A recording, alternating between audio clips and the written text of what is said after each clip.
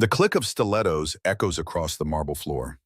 Victoria Sterling, 35, stands before the floor-to-ceiling windows on the 60th floor of Sterling Corporation. Manhattan's night skyline reflects in her empty eyes. Perfect posture, perfect suit, perfect emptiness. Her phone vibrates on the desk for the 10th time. Mom calling. Victoria turns off the device completely, pours her fourth glass of champagne, and stares at the empty chair beside her. Another birthday party where 500 people showed up, but not one person who actually cared. The Sterling Corporation ballroom stands empty now, except for scattered champagne bottles and discarded cocktail napkins bearing the company logo. Crystal chandeliers blaze overhead, illuminating the aftermath of corporate celebration. The cleaning staff won't arrive for another hour, no one to witness the CEO's moment of weakness. Victoria raises her glass to the skyline. Happy birthday to me. Her voice cracks on the last word. Connor Mitchell, 38, pushes his cleaning cart through the Sterling building's 52nd floor. Soft folk music plays through his worn earbuds as he collects trash from executive offices. His movements are efficient, a man who has perfected the art of invisibility. He stops briefly to straighten his Sterling maintenance uniform and glance at the photo in his wallet. Leo, 9 years old, gap-toothed smile and eyes just like his mother's. The kind of smile that makes the overnight shift worth it.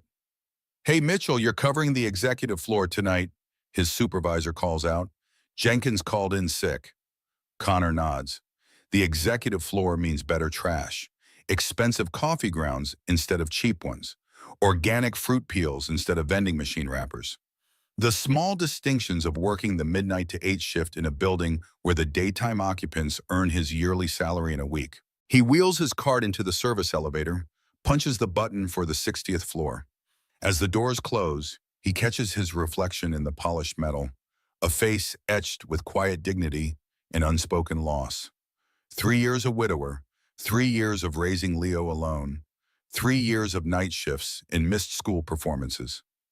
The elevator opens to pristine hallways lined with glass-walled offices. The cleanup will be minimal here. Executives rarely leave messes in their own spaces. Until he reaches the main conference room.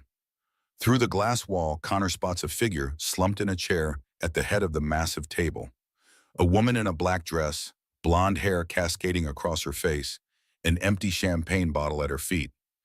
He hesitates. Encounters with executives never end well for maintenance staff. But something in her posture, the devastating loneliness of it, stops him from quietly backing away. Connor knocks gently on the glass door. Excuse me, ma'am, are you all right? The woman lifts her head. Smeared mascara frames bloodshot eyes. Despite the dishevelment, Connor recognizes her immediately from the company newsletters and lobby portraits.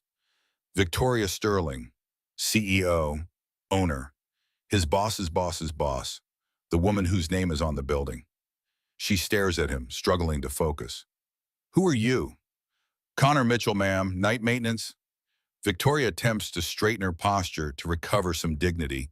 The effort fails spectacularly as she knocks over an empty glass. I'm fine, just working late. Connor nods, knowing a lie when he hears one. He's told enough of them himself. I'm fine, just tired. No, Leo, I'm not sad tonight. Would you like me to call someone for you, your driver maybe? Victoria laughs, a hollow sound that echoes in the cavernous room. There's no one to call. She stands unsteadily, gripping the table for support. Why don't you take me home? The words hang between them, raw and broken. Not a proposition, but a plea. Connor recognizes it immediately, the same words he'd whispered to empty rooms after burying Sarah. Just the two of us? He asks, the question slipping out before he can stop it. Victoria's laugh turns bitter. Yeah, just me. Always just me. Connor hears something beneath her words, a pain that mirrors his own sleepless nights. He removes his work jacket and drapes it over her bare shoulders. The fabric swallows her small frame, making her look more vulnerable than any CEO should ever appear. I'm Connor, he says gently, night shift janitor. And you are? He asks the question even though he knows exactly who she is. Sometimes people need the dignity of reintroduction. She looks up with haunting blue eyes, seeing him for the first time. Victoria Sterling, she whispers, the name falling from her lips like a confession. I own this building, and I hate every inch of it. Her voice cracks on the last word, revealing fissures in what Connor assumes is usually an impenetrable facade. Victoria's black Mercedes crawls through the empty streets of Manhattan. Connor sits behind the wheel, acutely aware of the absurdity, a janitor driving the CEO's $100,000 car. In the rearview mirror, he watches Victoria stare out the window, her reflection ghost-like against the passing streetlights. 500 people at tonight's party, she says quietly. When they saw me drinking alone, not one person asked if I was okay. Connor glances at her reflection, seeing not the powerful CEO, but a woman drowning in her own success. I haven't been to a party since Sarah's funeral, he replies. People look at widowers like they don't know what to say. Victoria's eyes meet his in the mirror. Sarah? My wife. Cancer. 3 years ago. Victoria nods, a moment of understanding passing between them. I'm sorry. Upper East Side, right? Connor asks, changing the subject. Victoria gives him an address that leads to one of Manhattan's most exclusive buildings. When they arrive, the doorman rushes forward, confusion evident as Connor steps out of the driver's side of Victoria Sterling's car. Ms. Sterling, is everything all right? Fine, Thomas. Mr. Mitchell was kind enough to drive me home. Her voice has recovered some of its professional strength, though her appearance remains disheveled. Connor hands her the car keys. Will you be okay from here, ma'am? Victoria hesitates, then nods. She begins to remove his maintenance jacket. Keep it, Connor says. You can return it another time. As Victoria walks toward the building entrance, she turns back. Thank you, Connor Mitchell. He watches her disappear into the gleaming lobby, then begins the long walk to the subway. His shift isn't over, but something tells him the Sterling Corporation can survive one night without him emptying trash cans.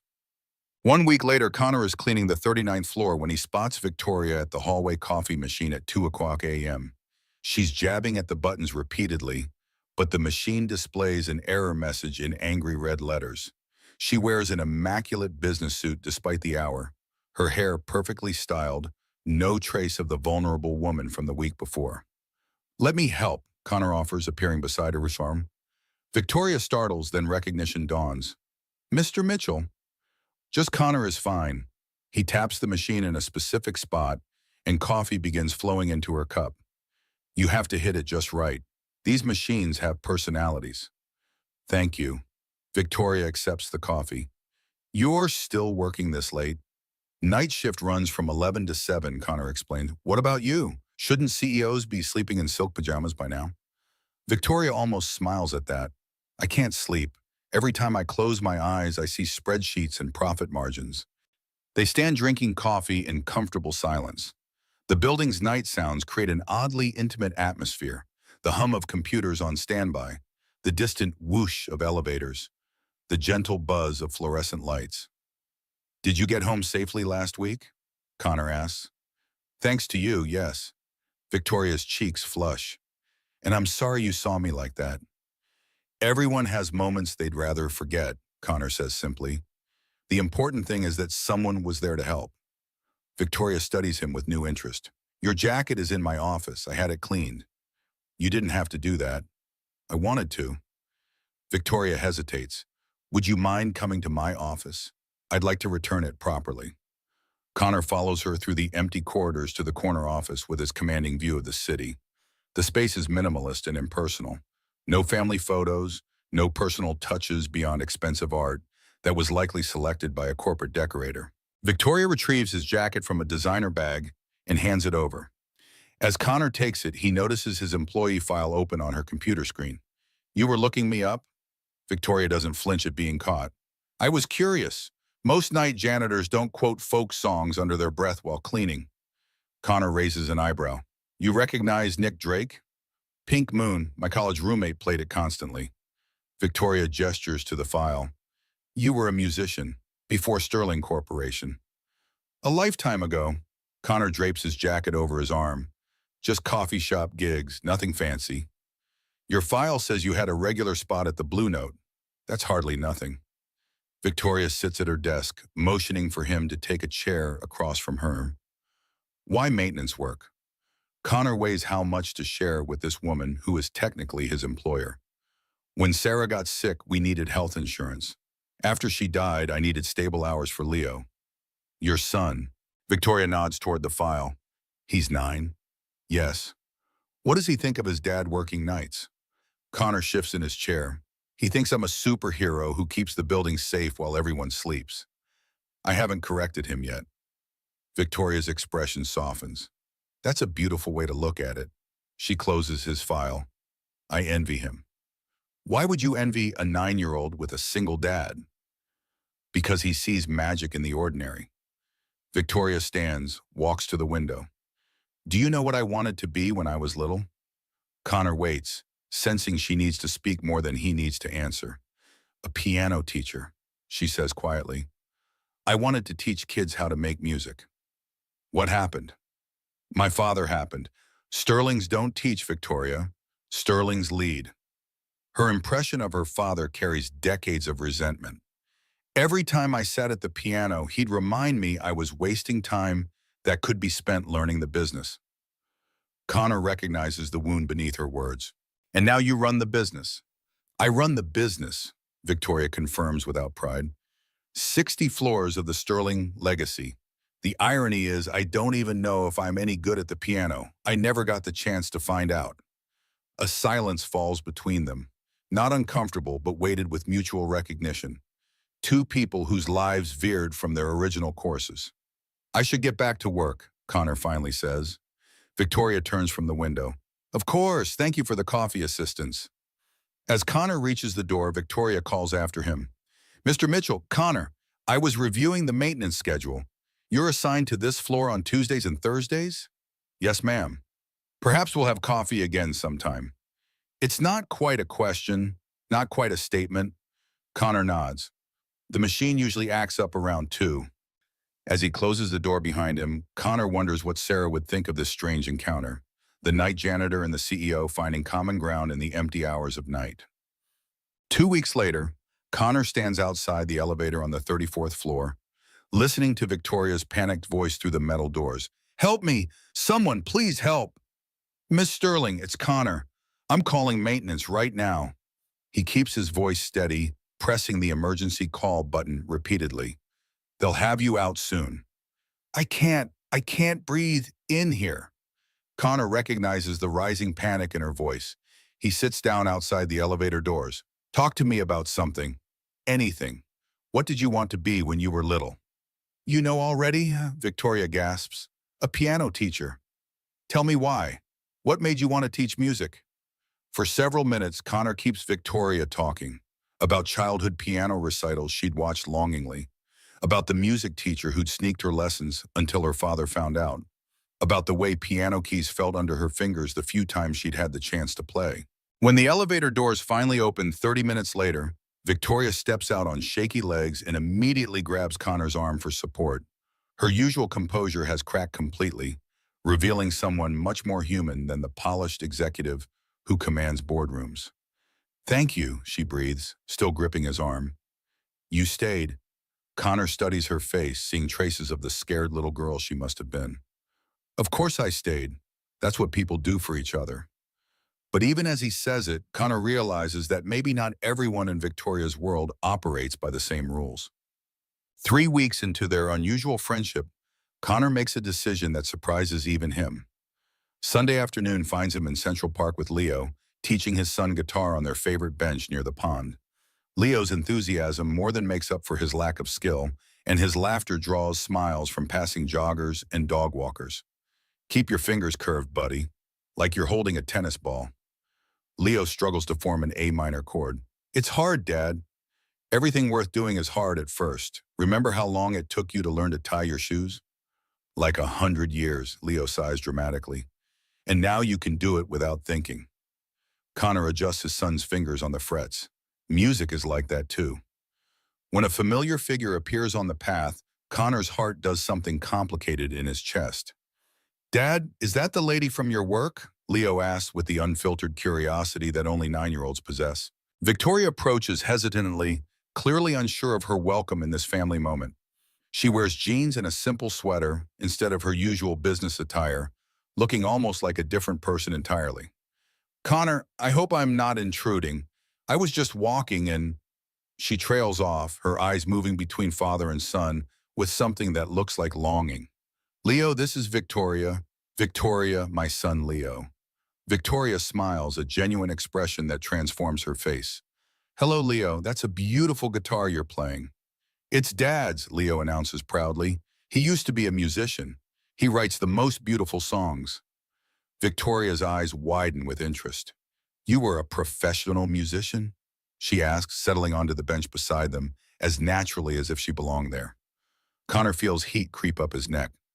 Just coffee shop gigs, nothing fancy. Play something for Victoria, Dad, Leo insists, thrusting the guitar toward Connor with the confidence that only comes from unconditional love. Connor hesitates, his fingers trembling slightly as they find the familiar frets. It's been months since he's played for anyone besides Leo, and certainly never for someone whose opinion might actually matter to him. The melody that emerges is soft and melancholic, a song he'd written about Sarah during her final weeks, about loving someone so much that you'd trade places with them without hesitation. Victoria listens with tears gathering in her eyes, understanding without words that she's hearing something sacred.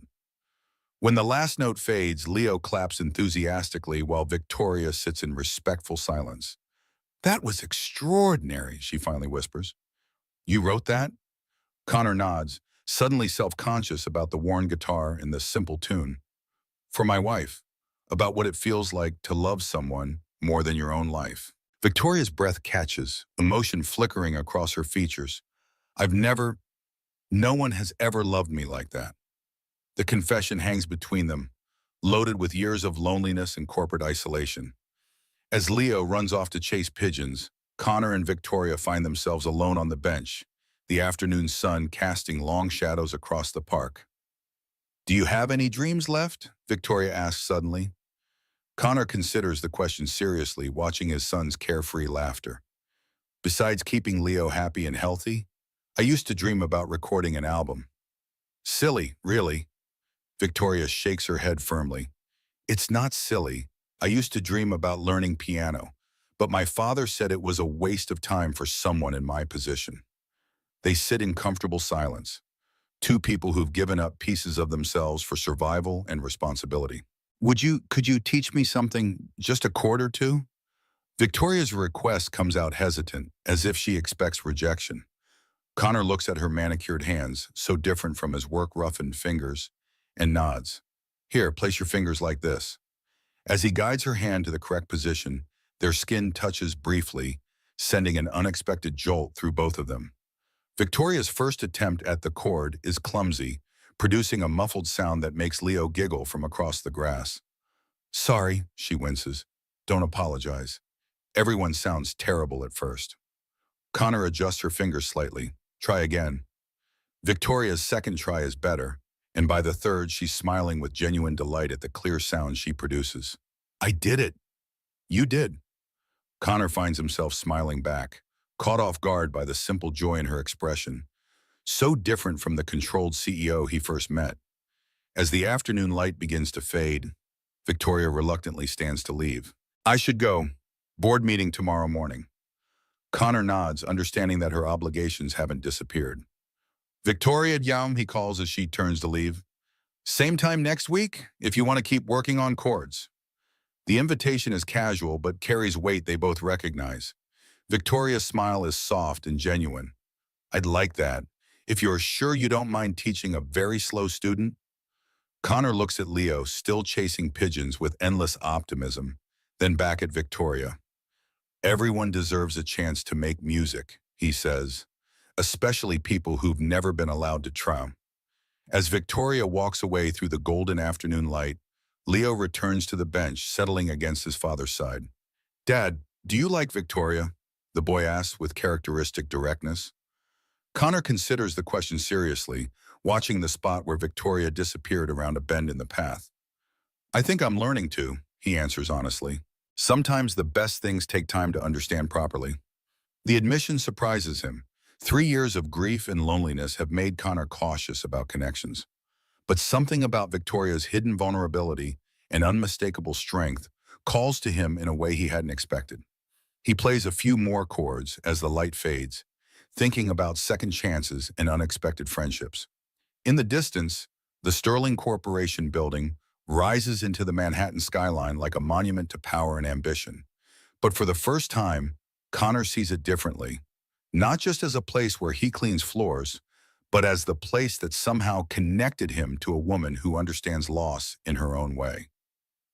The following Tuesday at 2 a.m., Connor finds Victoria waiting by the problematic coffee machine. She wears a tailored pantsuit but has removed her jacket and heels, making her appear smaller, more approachable. "I was hoping you'd come by," she says without preamble. "I've been practicing those chords."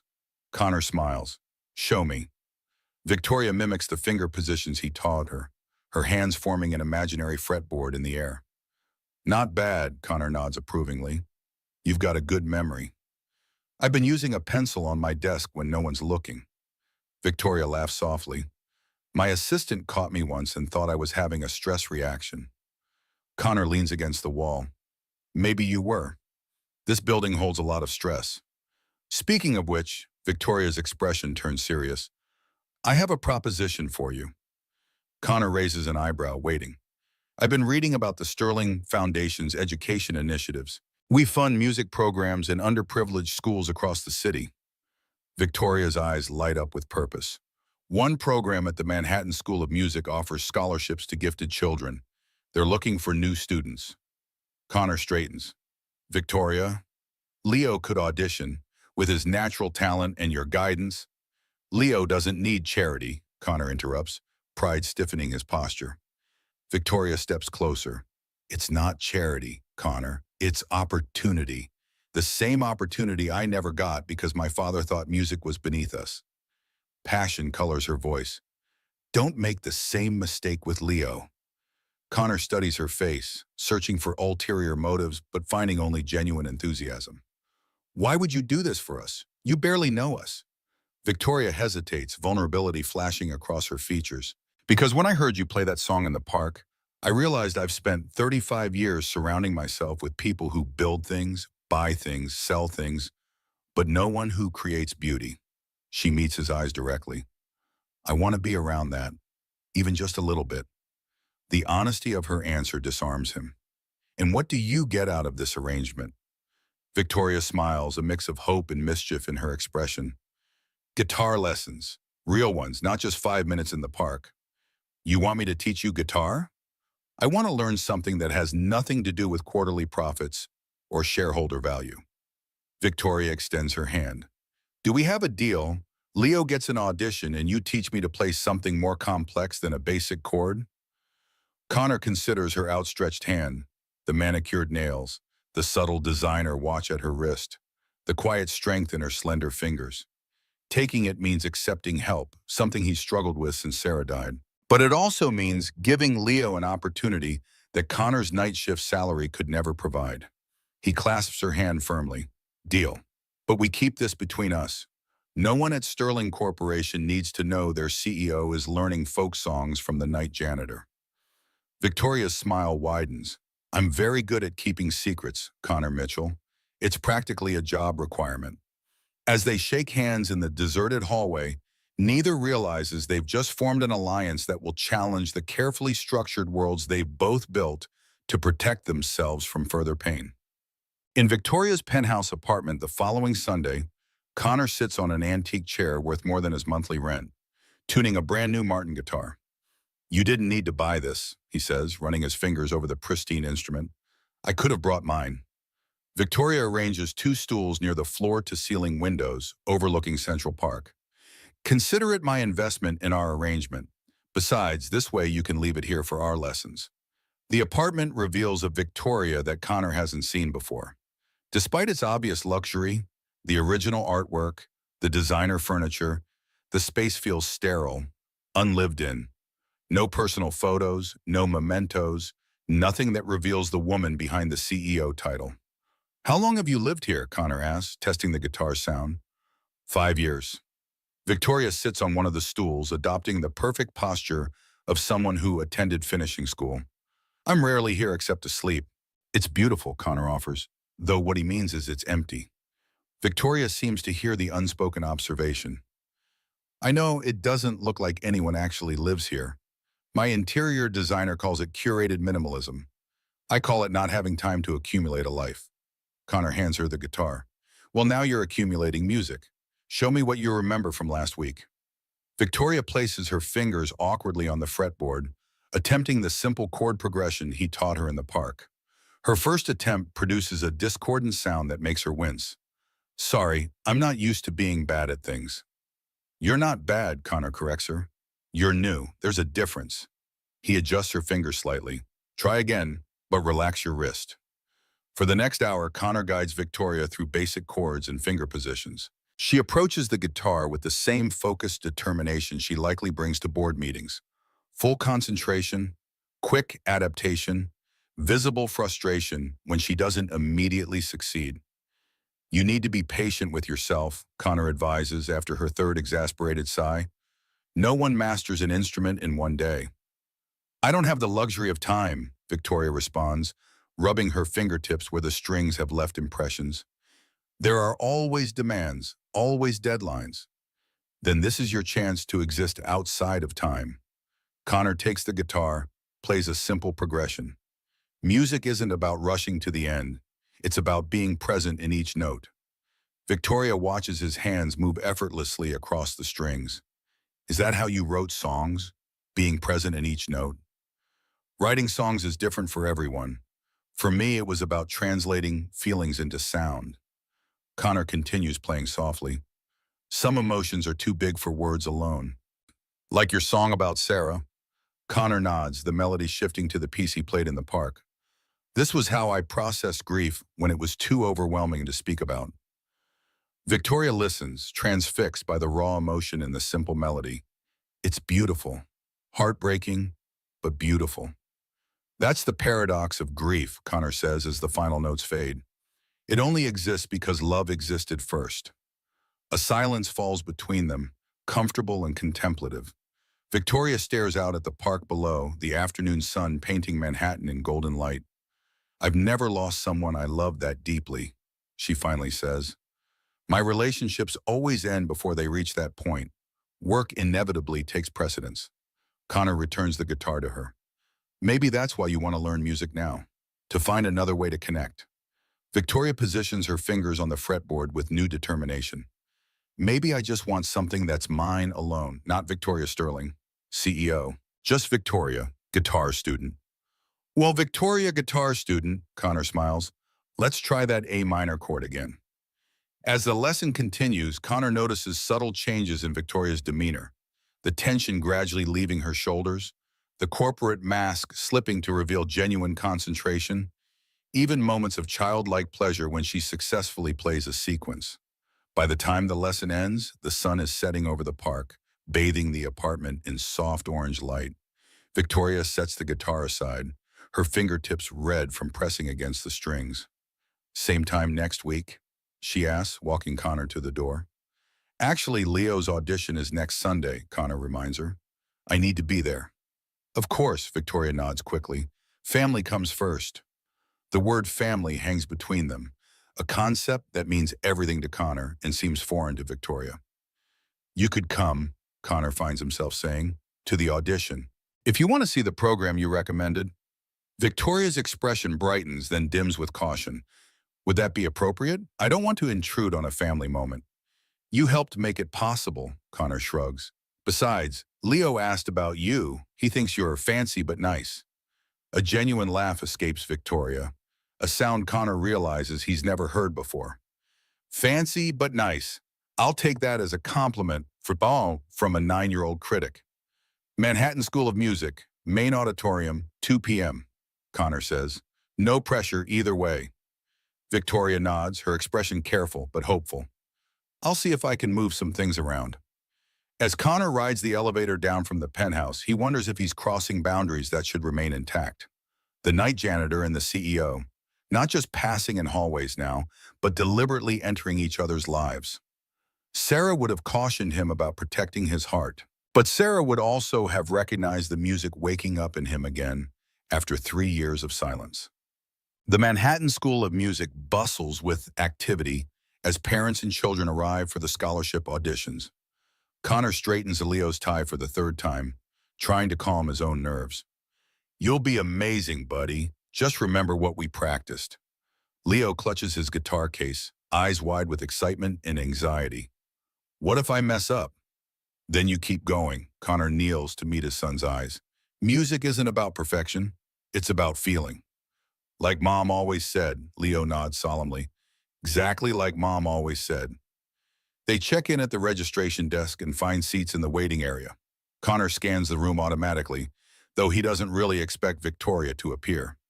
Sunday is likely filled with preparation for the work week or social obligations that CEOs maintain. Yet 20 minutes before Leo's scheduled audition, Victoria Sterling walks through the entrance. She wears casual clothes, jeans and a simple blouse, but still carries herself with unmistakable poise. Several parents glance up, recognition flickering across their faces. The CEO of Sterling Corporation isn't someone you expect to see at a children's music audition. Victoria spots Connor and Leo, hesitates, then approaches with a tentative smile. Is this seat taken? Leo beams at her. You came. I wouldn't miss it. Victoria sits beside them, handing Leo a small gift bag, a little good luck charm. Leo pulls out a guitar-shaped keychain with his name engraved on the back. Cool. Thanks, Ms. Victoria. Just Victoria is fine, she tells him with a warmth Connor hasn't seen in their late-night conversations. Connor catches her eye over Leo's head. Thank you for coming. I know Sundays are probably busy for you. I rescheduled a brunch with the mayor, Victoria admits quietly. This seemed more important. Before Connor can respond, a woman in an expensive designer outfit approaches their row, her gaze fixed on Victoria. Victoria Sterling, Margaret Ashworth's husband, serves on your board. I'm Diane Ashworth. Victoria's expression shifts subtly, the warmth replaced by professional courtesy. Mrs. Ashworth, nice to meet you. Diane glances between Victoria and Connor with poorly disguised curiosity. I didn't realize you had a personal interest in the music program. The Sterling Foundation is committed to supporting arts education, Victoria replies smoothly. I try to witness the impact of our initiatives firsthand when possible. Diane's gaze lingers on Connor, clearly trying to place him. And you are? Connor Mitchell. He extends his hand. This is my son, Leo. He's auditioning today. How lovely. Diane's smile doesn't reach her eyes. And you and Ms. Sterling are friends, Victoria states before Connor can respond. Mr. Mitchell's son shows exceptional promise. I'm here to support talented young musicians. The simple word, friends, hangs in the air between them. Connor realizes it's the first time Victoria has defined their relationship to anyone else. How wonderful of you to take such a personal interest. Diane's tone implies questions she doesn't voice. I must find Margaret. She'll be thrilled to know you're here. As Diane walks away, Victoria's posture remains rigid. Margaret Ashworth is our HR director, she explains quietly to Connor. And apparently the Manhattan music scene is smaller than I anticipated. Does it matter if people know you're here? Connor asks. Victoria watches Diane whispering to another woman across the room. It doesn't matter to me, but the Sterling board has opinions about everything I do, especially who I spend time with. Before Connor can process the implications, Leo's name is called for his audition. That's you, buddy, Connor squeezed his son's shoulder. Remember, from your heart. Leo stands, suddenly looking very small with his guitar case. Victoria leans forward impulsively. Leo, she says softly, when I was your age, I wished more than anything that I could make music. You already have that gift. Just share it with them. Leo nods solemnly, then follows the administrator into the audition room. Connor and Victoria sit in silence for several minutes. Finally, Connor speaks. Thank you for what you said to him, and for coming today. I meant it. Victoria's voice is quiet but intense. My father took music away from me. Watching Leo pursue it feels like, I don't know, a vicarious second chance. Is that why you're helping us? To right old wrongs? Victoria considers the question. Maybe partly, but also because she's interrupted by Margaret Ashworth herself, a sleek, sharp-featured woman in her 50s, approaching with determined steps. Victoria, What a surprise to find you here on a Sunday. Victoria rises, transforming instantly into the CEO, shoulders back, chin lifted, expression pleasantly neutral. Margaret, how nice to see you. Margaret's calculating gaze shifts to Connor, who stands as well. And who is your companion? This is Connor Mitchell. His son is auditioning today for the scholarship program. Margaret extends a manicured hand. Lovely to meet you, Mr. Mitchell. What do you do? The question is pointed, designed to establish hierarchy. Connor meets her gaze directly. I work nights at Sterling Corporation. Maintenance department. A flash of surprise crosses Margaret's face before she masters it. How interesting. Victoria, I wasn't aware you were personally involved with the Foundation's scholarship selections. I'm not making selections, Victoria clarifies, her tone cooling. I'm supporting a friend whose son has musical talent. The word friend again, spoken with deliberate emphasis. Margaret's smile tightens. Of course. Well, the board will be fascinated to hear about your community outreach. We're always concerned about how our executives represent the Sterling brand. The thread is veiled but unmistakable. Victoria doesn't flinch. The Sterling brand stands for excellence in opportunity, Margaret. Supporting talented children seems perfectly aligned with our values. Before Margaret can respond, the audition room door opens and Leo emerges, his face flushed with excitement. Dad, I played the whole song without any mistakes. Connor embraces his son, pride overwhelming any tension from the previous conversation. That's amazing, buddy. I knew you could do it. Leo turns to Victoria, beaming. I wasn't even scared, Victoria. I remembered what you said about sharing my gift. Victoria's corporate mask melts as she smiles at Leo. I can't wait to hear all about it. Margaret observes this exchange with narrowed eyes. Well, I should find Diane. Victoria, I'll see you at tomorrow's executive committee meeting. We have much to discuss. She nods curtly and walks away. As they leave the building, Leo chatters excitedly about the audition, walking ahead while Connor and Victoria follow. I'm sorry about Margaret, Victoria says quietly. She's protective of the corporate image. Connor glances sideways at her. Is this going to cause problems for you? Victoria watches Leo skipping ahead, guitar case bouncing against his back. Probably, but seeing his face just now, worth it. She hesitates. But perhaps we should be more discreet about our friendship. The word carries new weight now that it's been spoken aloud to others. Connor nods slowly. We can go back to 2 a.m. coffee in maintenance hallways if that's easier. No, Victoria says with surprising firmness. I'm not giving up our guitar lessons or Leo's journey. I just need to be strategic about the board's perception. As they reach the street corner, Leo turns back. Can Victoria come for ice cream with us, Dad? We always get ice cream after something good happens. Connor looks to Victoria, leaving the decision to her. She glances at her watch, then at Leo's hopeful face. Something shifts in her expression, a decision being made beyond ice cream. I'd love to, Leo, she says. And for the first time since Connor has known her, Victoria Sterling looks completely present in the moment, untroubled by what came before or what might come after. As they walk toward the ice cream shop, Connor realizes they've crossed an invisible line. Whatever began as a strange midnight encounter between CEO and janitor has become something neither of them anticipated, a genuine connection that defies the barriers of class and circumstance. What neither of them sees is Margaret Ashworth watching from the school entrance, phone in hand, taking a photo of the unlikely trio heading down the Manhattan street together. Morning light streams through the floor-to-ceiling windows of Victoria's corner office.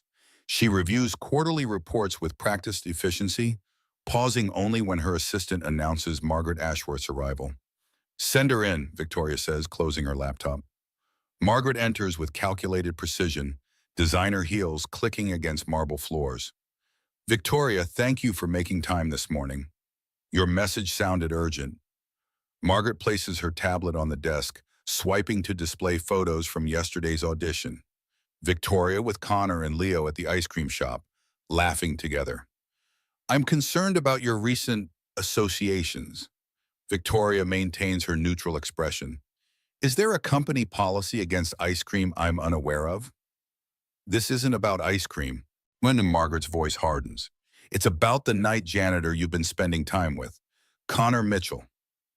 Mr. Mitchell's son was auditioning for our foundation's scholarship program. I was there to support a promising candidate. And the guitar lessons he's giving you in your penthouse? Is that also foundation business? Victoria's face betrays nothing, though her pulse quickens. You've been monitoring me.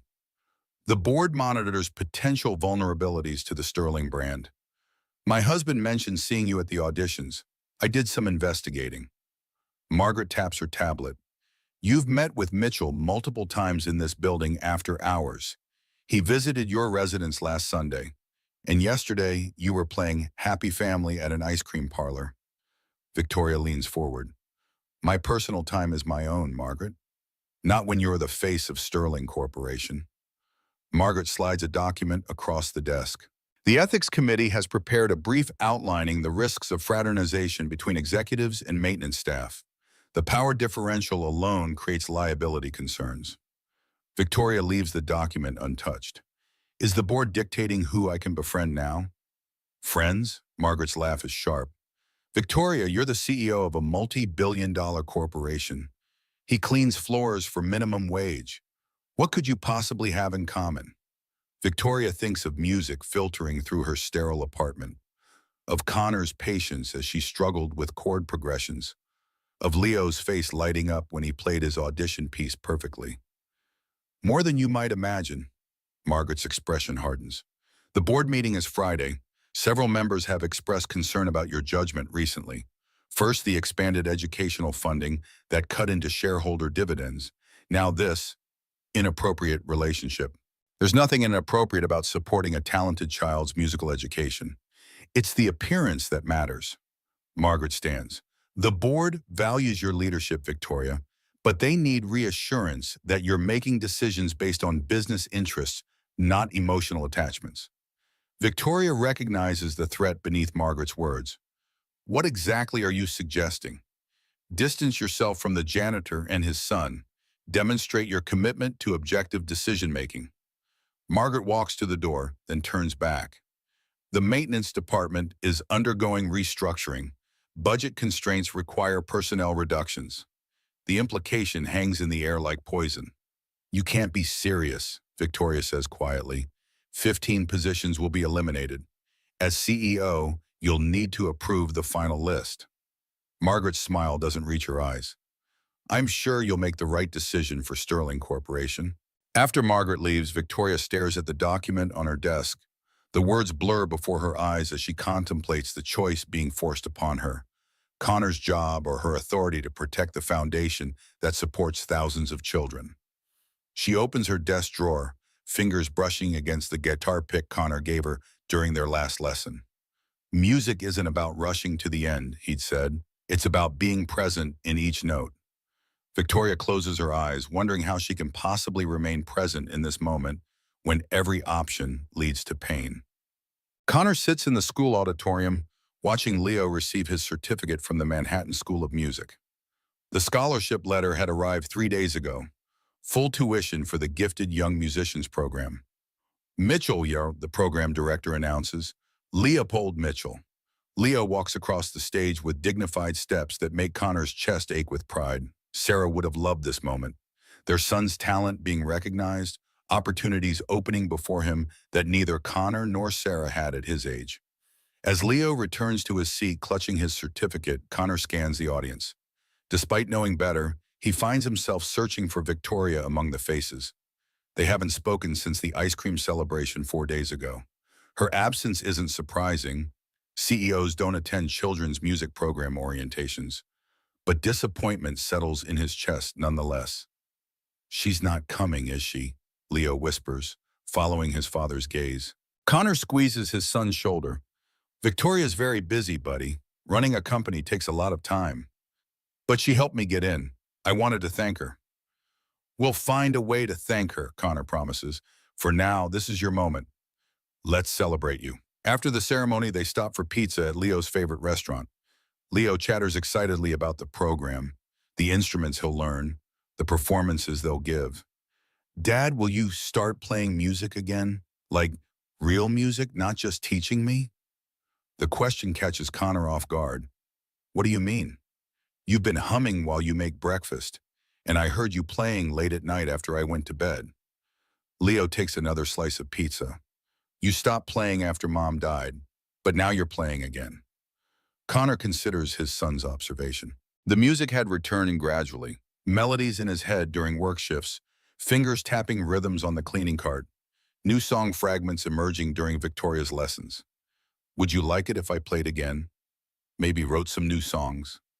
Leo nods enthusiastically. Mom would want you to. She always said your music was too important to stay inside. Connor ruffles his son's hair, amazed at the wisdom that sometimes emerges from his 9-year-old. When did you get so smart? I've always been smart, Dad. You just weren't listening. They laugh together, and for the first time in 3 years, Connor feels the possibility of a future that contains more than just survival, one that might include music, growth, and maybe even friendship with a woman who understands what it means to lose a fundamental part of yourself. 2 nights later, Connor pushes his cleaning cart through the executive floor at 2 a.m., pausing at the problematic coffee machine. For a moment, he allows himself to hope Victoria might appear, but the hallway remains empty. He continues his rounds, stopping outside her office. The light is on, visible through the glass wall, but the space is empty. A half-finished coffee cup sits on her desk beside stacks of documents marked confidential personnel restructuring. Connor continues down the hall, unaware that 20 floors above, Victoria sits in the boardroom alone, spreadsheets and personnel files spread across the massive table. Connor's employee file lies open before her, his photograph paper-clipped to performance reviews, rating him exceptional in reliability and work quality. Victoria stares at the document Margaret has prepared, a list of 15 maintenance positions flagged for workforce optimization. Connor's name appears highlighted at the top with a note. Recommendation, immediate termination due to performance concerns. A complete fabrication. His reviews show nothing but excellence. Victoria picks up her phone, hesitates, then dials. This is Thomas Reynolds, a tired voice answers. Thomas, it's Victoria Sterling. I apologize for calling so late. Ms. Sterling? The chairman of the board sounds surprised. Is everything all right? I'm reviewing the maintenance staff reduction proposals for tomorrow's meeting. I have concerns about the methodology. Margaret assured us the process was thorough and objective. That's what I'm questioning. Victoria chooses her words carefully. The highest-rated employees seem targeted, while lower performers are retained. It appears inconsistent with our merit-based policies. A pause, Burrow. Victoria, these are janitors. Does it really matter which ones we keep? The casual dismissal stings. Victoria thinks of Connor's dedication, his dignity, his quiet competence. Every position at Sterling Corporation matters, Thomas. That's the culture I've tried to build. Admirable, but ultimately this is a cost-cutting measure. The board is more concerned with the Education Foundation budget you've expanded. That's millions in potential dividends being directed to charity. Victoria's grip tightens on the phone. The foundation serves 12,000 children, Thomas. It's not just charity, it's investment in communities where we operate. The board feels you've become emotionally attached to these projects. We need assurance you're making decisions as CEO, not as a philanthropist. The ultimatum is clear, though unspoken. Victoria must prove her business objectivity, even at Connor's expense, or risk losing control of the foundation. I understand, she says finally. I'll see you at tomorrow's meeting. After hanging up, Victoria stares at Connor's file, the impossible choice before her. One man's job versus 12,000 children's futures. An easy calculation on paper. Devastating in human terms. She thinks of Leo's face when he received the scholarship, of Connor teaching her guitar with endless patience, of the music slowly returning to both their lives. With a deep breath, Victoria signs the termination authorization. Connor's locker contains a pink slip and deactivated security badge when he arrives for his shift the following evening. Budget cuts, his supervisor explains with practiced indifference. Nothing personal, Mitchell.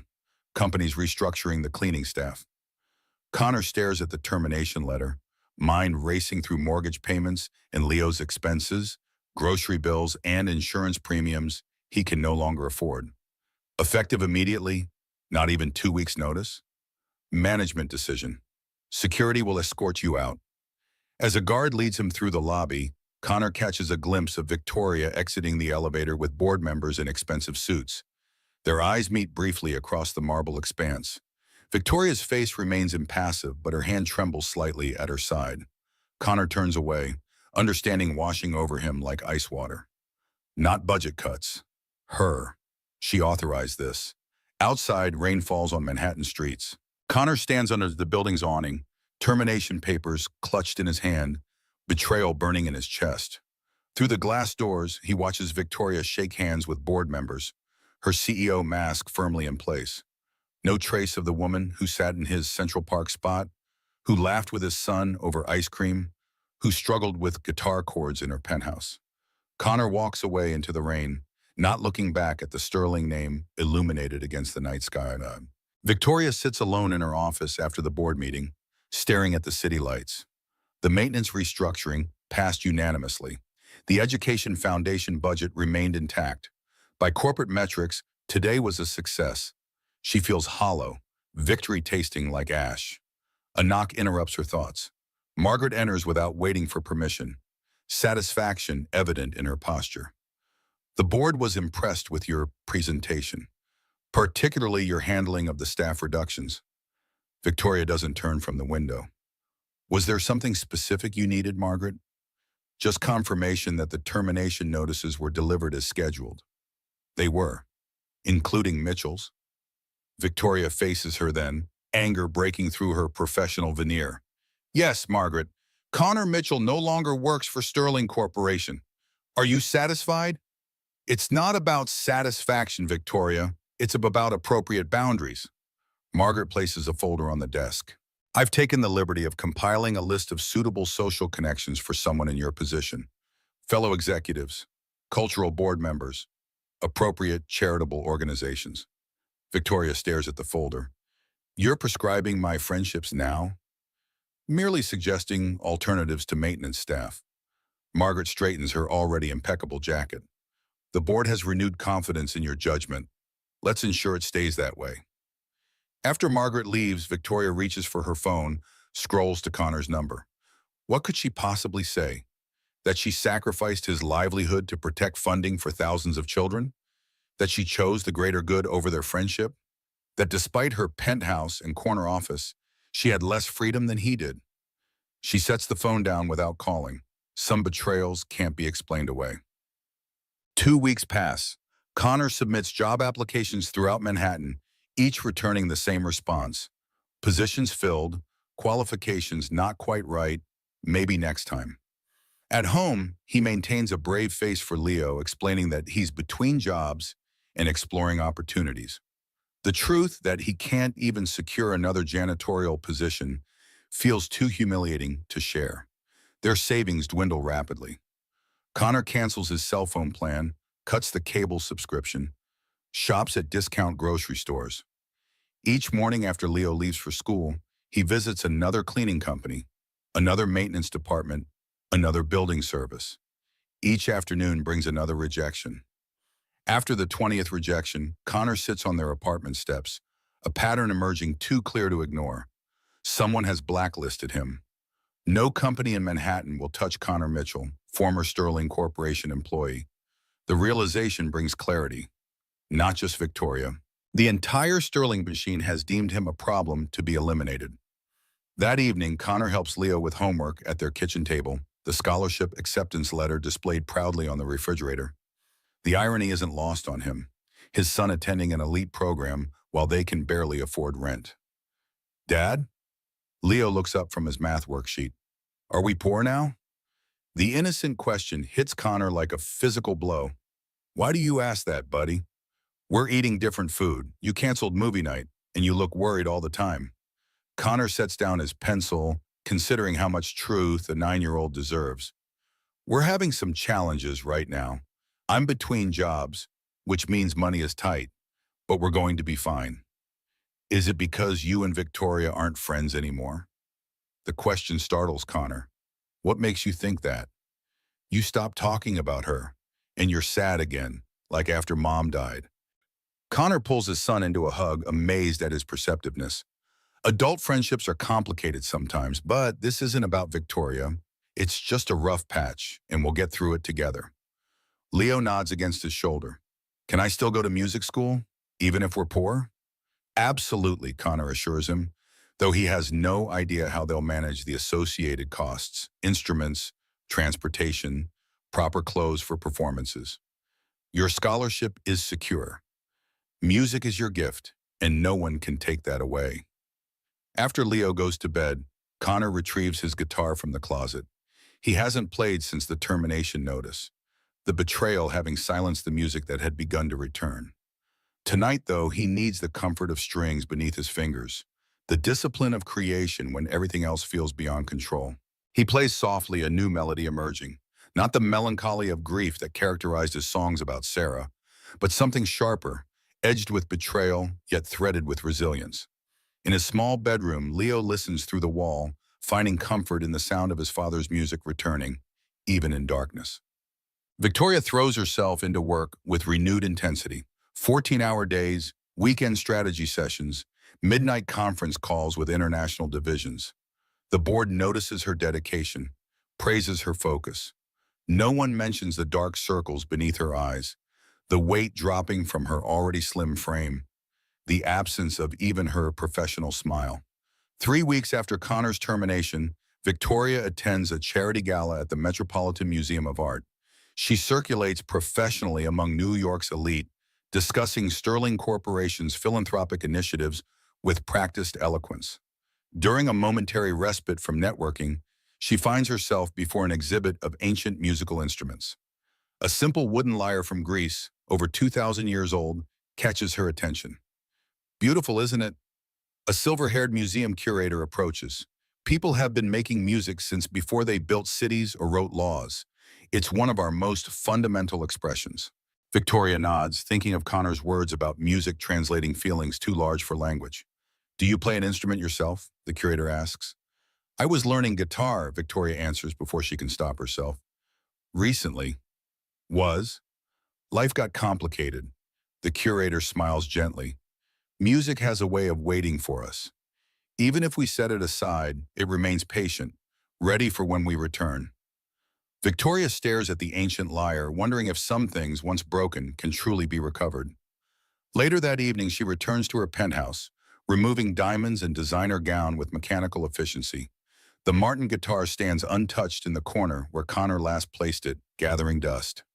Victoria approaches it hesitantly, runs her fingers over the strings without picking it up. The discordant sound mirrors the disharmony in her chest. Her phone rings, Margaret Ashworth's name flashing on the screen. Victoria ignores it, instead reaching for the guitar, positioning her fingers in the first chord Connor taught her. The sound emerges imperfectly but recognizably. She plays the simple progression slowly, each note a small act of rebellion against the sterile life she's returned to since cutting Connor from it. When she finishes, Victoria finds herself crying. Silent tears she hasn't permitted herself since childhood. Not for the loss of a guitar teacher, but for the glimpse of authentic connection she'd sacrificed for corporate approval. 1 month after his termination, Connor sits in the waiting room of his 5th job interview this week.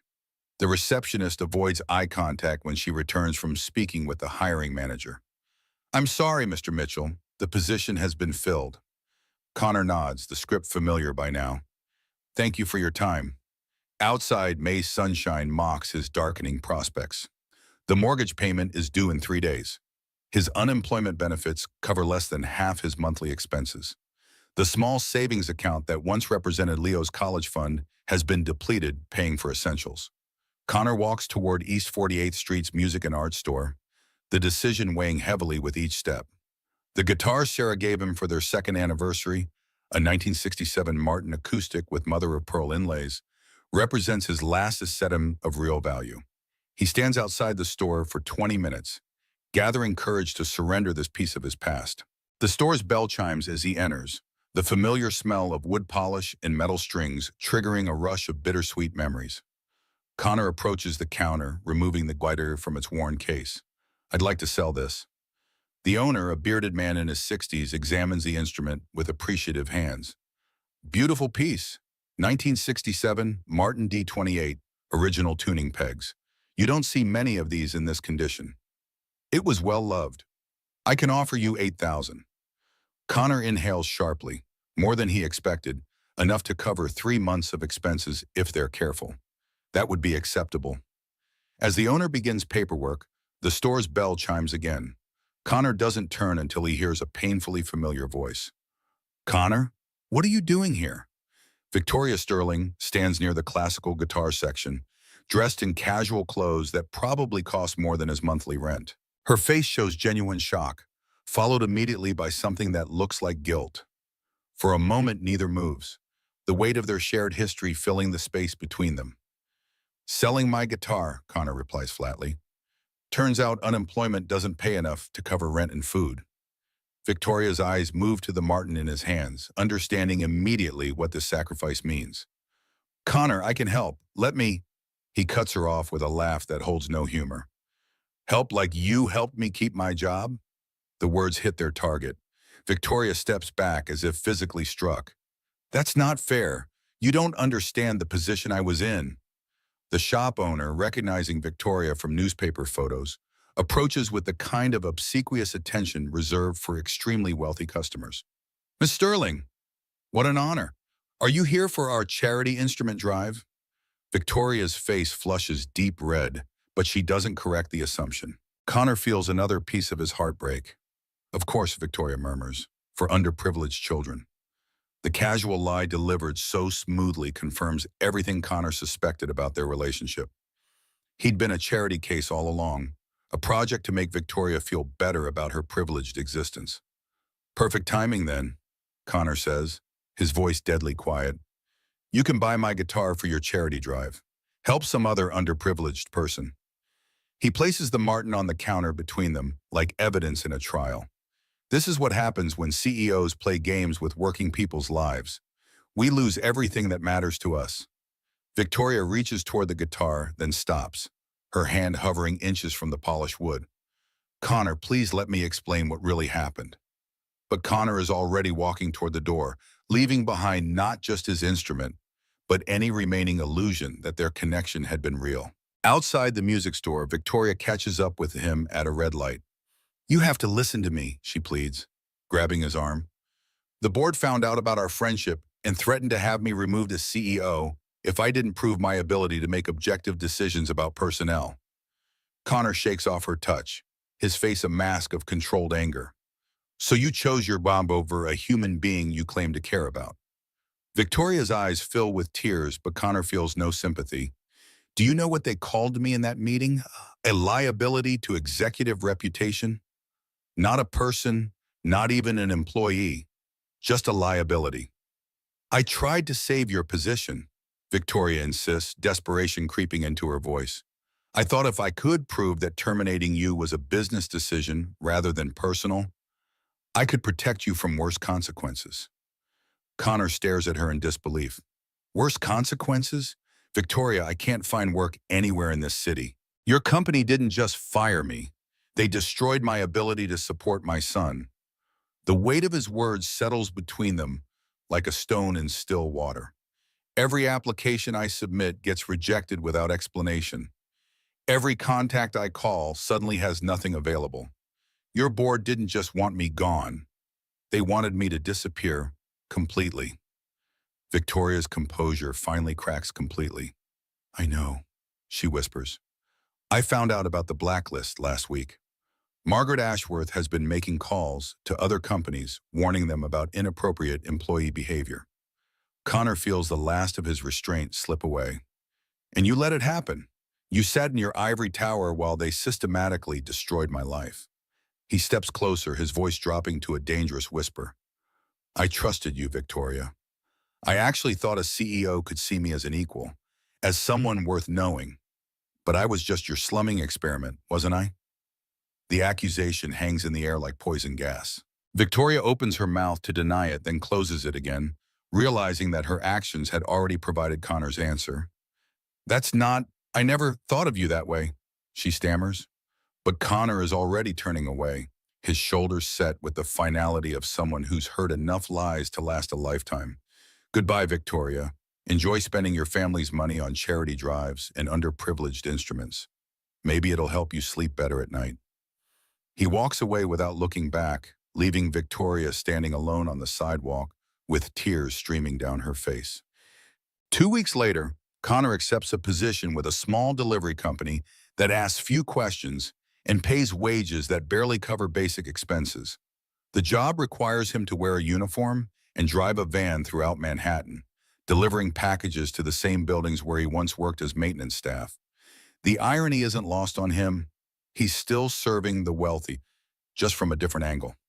Leo tries to hide his disappointment when they have to cancel his guitar lessons, but Connor sees the sadness in his son's eyes.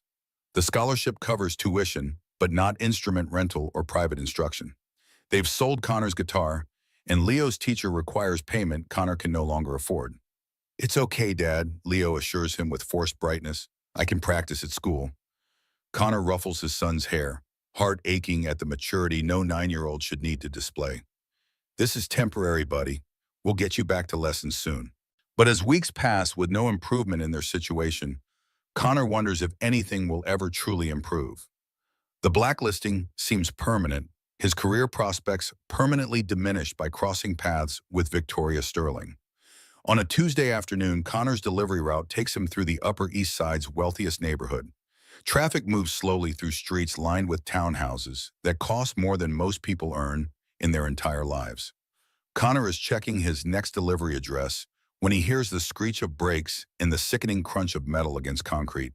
50 yards ahead, a black Mercedes has jumped the curb and slammed into a decorative light post, steam rising from its crumpled hood. Connor pulls over immediately, his training from volunteer firefighting classes kicking in before his emotions can catch up. The Mercedes is severely damaged, its driver's side door buckled inward. Through the spider-webbed windshield, Connor can see a woman slumped over the steering wheel, blood trickling from her forehead onto the deployed airbag. It takes him several seconds to recognize Victoria Sterling, unconscious in the wreckage of her expensive car. For one terrible moment, Connor hesitates. This woman destroyed his career, his financial stability, his ability to provide for his son. But Connor's fundamental decency wins out over his anger. He calls 911 while running toward the crashed Mercedes, adrenaline overriding any thoughts of revenge. The driver's door is jammed, but the passenger side opens with some effort.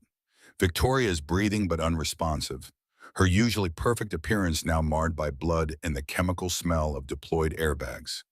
"Victoria, can you hear me?" Connor asks, checking her pulse and looking for signs of serious injury.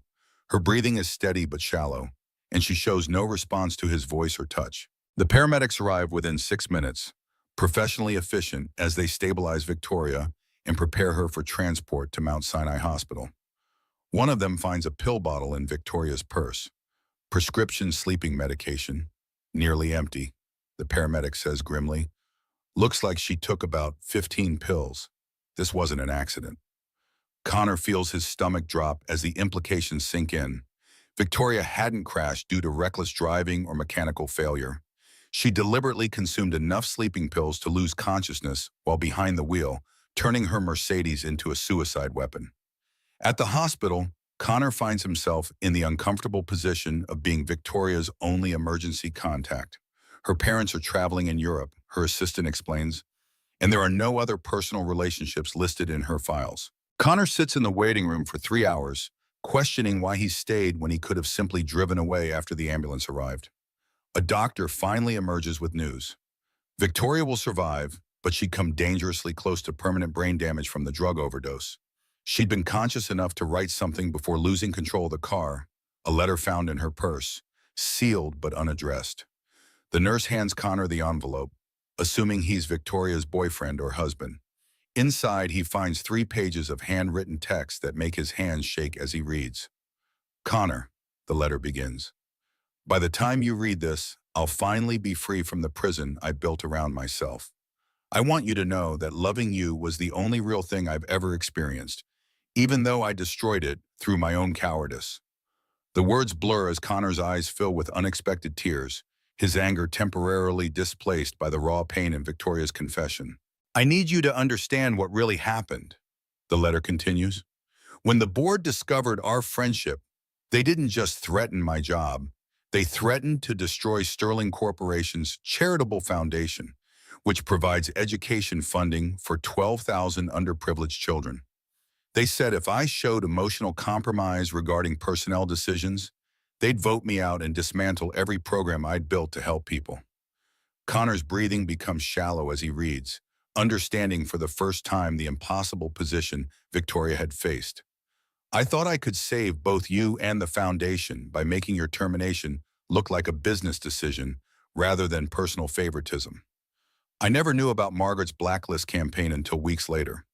When I confronted her, she said the board had authorized reputation management to prevent future incidents. By then, the damage was done, and I realized that everything I tried to do to save you had only made things worse. Victoria's handwriting becomes increasingly erratic as the pills took effect. I can't live with the knowledge that my cowardice destroyed the only person who ever saw me as human. I love you, Connor. I'm sorry I wasn't brave enough to fight for us. Connor sits back in the hospital chair, the letter trembling in his hands. The last page contains details about the Sterling Foundation's funding, educational programs for underprivileged children, and Victoria's personal accounts that should be directed to these causes after her death. She'd been preparing to die, planning for it methodically as she did everything else. Connor folds the letter carefully, placing it back in the envelope. The anger that sustained him for weeks has transformed into something more complicated. Understanding mixed with lingering hurt. Compassion tempered by unresolved pain. A nurse approaches. "Mr. Mitchell? Ms. Sterling is awake. She's asking for you." Connor follows the nurse down sterile corridors, mentally preparing himself for this unexpected reunion. The private room is dimly lit, monitors beeping steadily beside the hospital bed where Victoria Sterling looks smaller and more vulnerable than he's ever seen her. When Victoria sees him in the doorway, surprise flashes across her pale face, followed immediately by shame. "Why are you here?" she whispers, her voice hoarse from the breathing tube. Connor holds up her letter, its pages now creased from multiple readings. "Because I couldn't let you die, thinking I hated you." Victoria's eyes fill with tears, but Connor continues before she can speak. "I did hate you. For weeks, I blamed you for everything that went wrong in my life." "You should hate me," Victoria replies, turning her face away. "I had the power to protect you, and I chose the easy path instead." Connor studies her profile, seeing exhaustion and defeat in every line of her face. "You chose 12,000 children over one man. That's not cowardice. That's an impossible decision that no one should have to make." Victoria's head snaps back toward him, surprise replacing shame in her expression. "You read the whole letter?" Connor nods. 3 times. I needed to understand what really happened before I decided whether to stay or walk away. For several minutes, they sit in silence, punctuated only by the steady beeping of Victoria's heart monitor. Connor notices the hospital room's sterility mirrors her penthouse, expensive but impersonal, as if she's just passing through rather than truly inhabiting the space. "I tried to resign after your termination," Victoria finally says, "but my contract includes a clause that prevents me from leaving before age 40 without forfeiting all family assets to distant relatives. If I'd quit, they would have closed the foundation and fired 3,000 employees to maximize short-term profits." Connor absorbs this information slowly, his anger gradually being replaced by a more complex understanding of corporate power structures and family obligations. "So you're trapped." Victoria laughs bitterly. "Golden handcuffs. I have more money than I could spend in 10 lifetimes. But I can't make a single decision that's truly my own." She looks at Connor with eyes that seem older than her 35 years. "Do you know what's funny? I've been preparing for my own death for months, writing instructions for the foundation's management, setting up trusts for the educational programs. I had everything planned except I didn't expect you to be the one who found me." Connor feels something shift in his chest, anger giving way to a different emotion he isn't ready to name. "Victoria," he says quietly, "why did you want to die?" The question hangs between them like a bridge neither is sure they should cross. Victoria closes her eyes, gathering courage for an honesty she's never attempted before. "Because I finally understood what love feels like, and I knew I destroyed any chance of keeping it." Her words are barely audible. Every day since you lost your job, I've watched myself become smaller and more cowardly. I couldn't face a future where I had unlimited power, but no one who actually cared whether I lived or died. Connor reaches out slowly and takes Victoria's hand, noting how small and cold it feels in his own work-roughened palm. I cared, he admits. Even when I hated you, I still cared. That's what made the betrayal hurt so much. Victoria's fingers tighten around his, as if his touch is the only thing keeping her anchored to the world. I don't deserve forgiveness, she whispers. I know that, but I need you to know that every moment we spent together was real for me. The coffee conversations, learning guitar, watching you play music for Leo. Those were the only times I felt like myself instead of just a corporate logo. Then don't waste them, Connor says firmly. Don't let the board's manipulation turn you into someone who gives up. Fight back. Victoria's eyes open, focusing on his face with something that looks like hope. How? I'm trapped in a system that punishes any sign of human weakness. Connor squeezes her hand, surprised by his own determination. Then we change the system. Together. The word together seems to startle both of them, implying a future neither had dared to imagine. But as they look at each other in the sterile hospital room, something new begins to take shape between them. Not the naive friendship of their earlier meetings, but something stronger and more honest. Why would you help me after everything that happened? Victoria asks, disbelief coloring her voice. Connor considers the question, thinking of Leo's excitement about music school, of Victoria's impossible choice, of the system that had pitted them against each other. Because there are 12,000 kids who need that foundation, he answers. And because the Victoria Sterling, who taught herself guitar chords at her desk when no one was looking, deserves a chance to live. Victoria studies his face, searching for insincerity and finding none. I don't know if I can fix what Margaret did to your career. One problem at a time, Connor says. First, you need to recover. Then we'll figure out how to deal with Margaret and the board. As he speaks, Connor realizes he's committing to something he never anticipated. Helping the woman who cost him his job, who triggered the worst financial crisis of his post-Sarah life. Yet sitting here, seeing the human beneath the CEO title, he can't bring himself to walk away. Leo's scholarship, Victoria says suddenly. Is he still attending the program? Yes, but we had to sell my guitar and cancel his private lessons. Victoria's expression crumples. I'm so sorry, Connor. I never wanted... I know, he interrupts gently. I understand now. A nurse enters to check Victoria's vitals, giving them both a moment to collect their emotions. When they're alone again, Victoria speaks with newfound determination. The quarterly board meeting is next week. Margaret will expect me to be absent, giving her another opportunity to push her agenda. Her voice strengthens with each word. I need to be there. I need to confront her directly about the blacklisting. Connor shakes his head. You need to recover first. The board can wait. What about your job? Your finances? We'll manage, Connor says, though he's not entirely sure how. Leo and I have faced worse. Victoria's eyes narrow slightly, a glimpse of the CEO emerging through the hospital patient. I may be temporarily incapacitated, but I still have resources. Let me help you, Connor. Not as charity, but as restitution for the harm my company caused. Connor's pride bristles, but practicality wins out. Leo needs stability, needs his music lessons, needs a father who isn't consumed by financial anxiety. We can discuss terms later, he concedes. For now, focus on getting better. As he rises to leave, Victoria catches his hand again. Will you come back tomorrow? The vulnerability in her question reminds Connor of their first meeting, the powerful CEO revealing her human fragility. Despite everything, he finds he can't deny her this simple request. I'll be here, he promises. We have a system to change, remember? A ghost of a smile touches Victoria's lips. Together?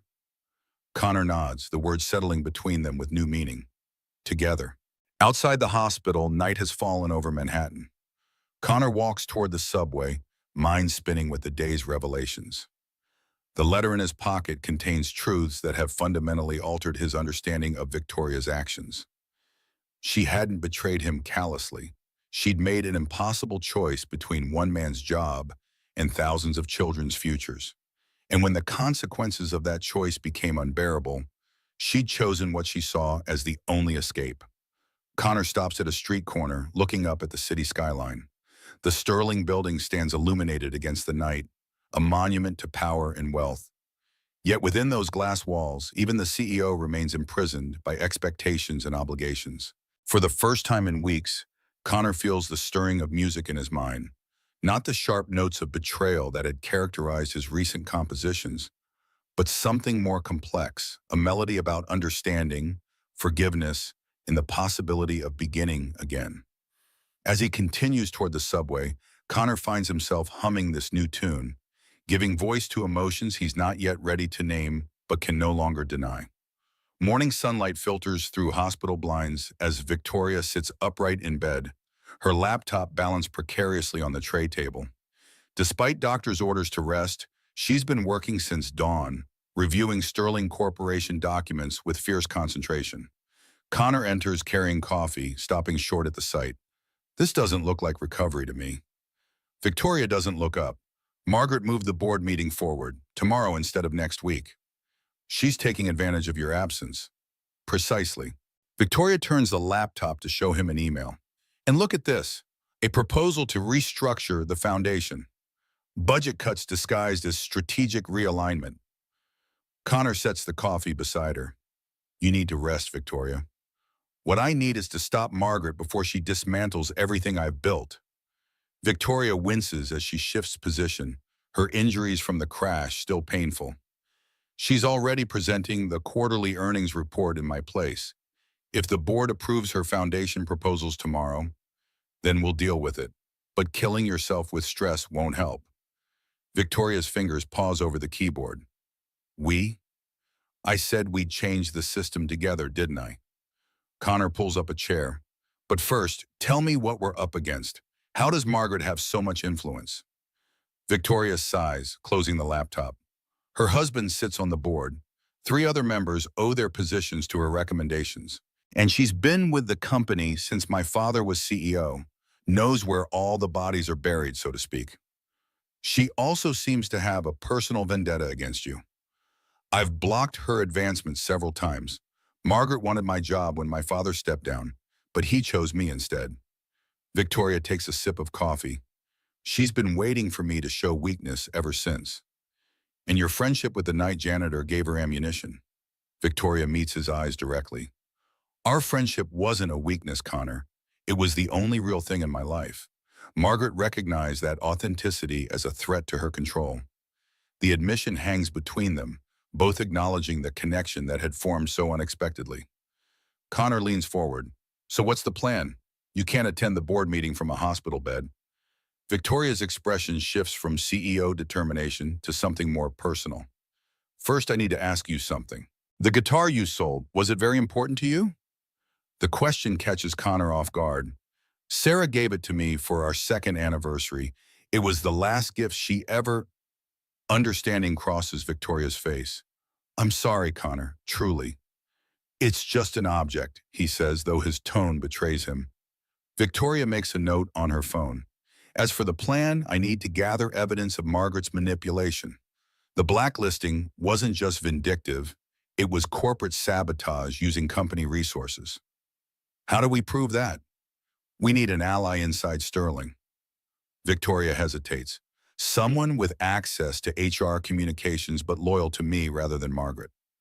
Connor considers this. Your assistant? Too closely watched, but... Victoria's eyes light up.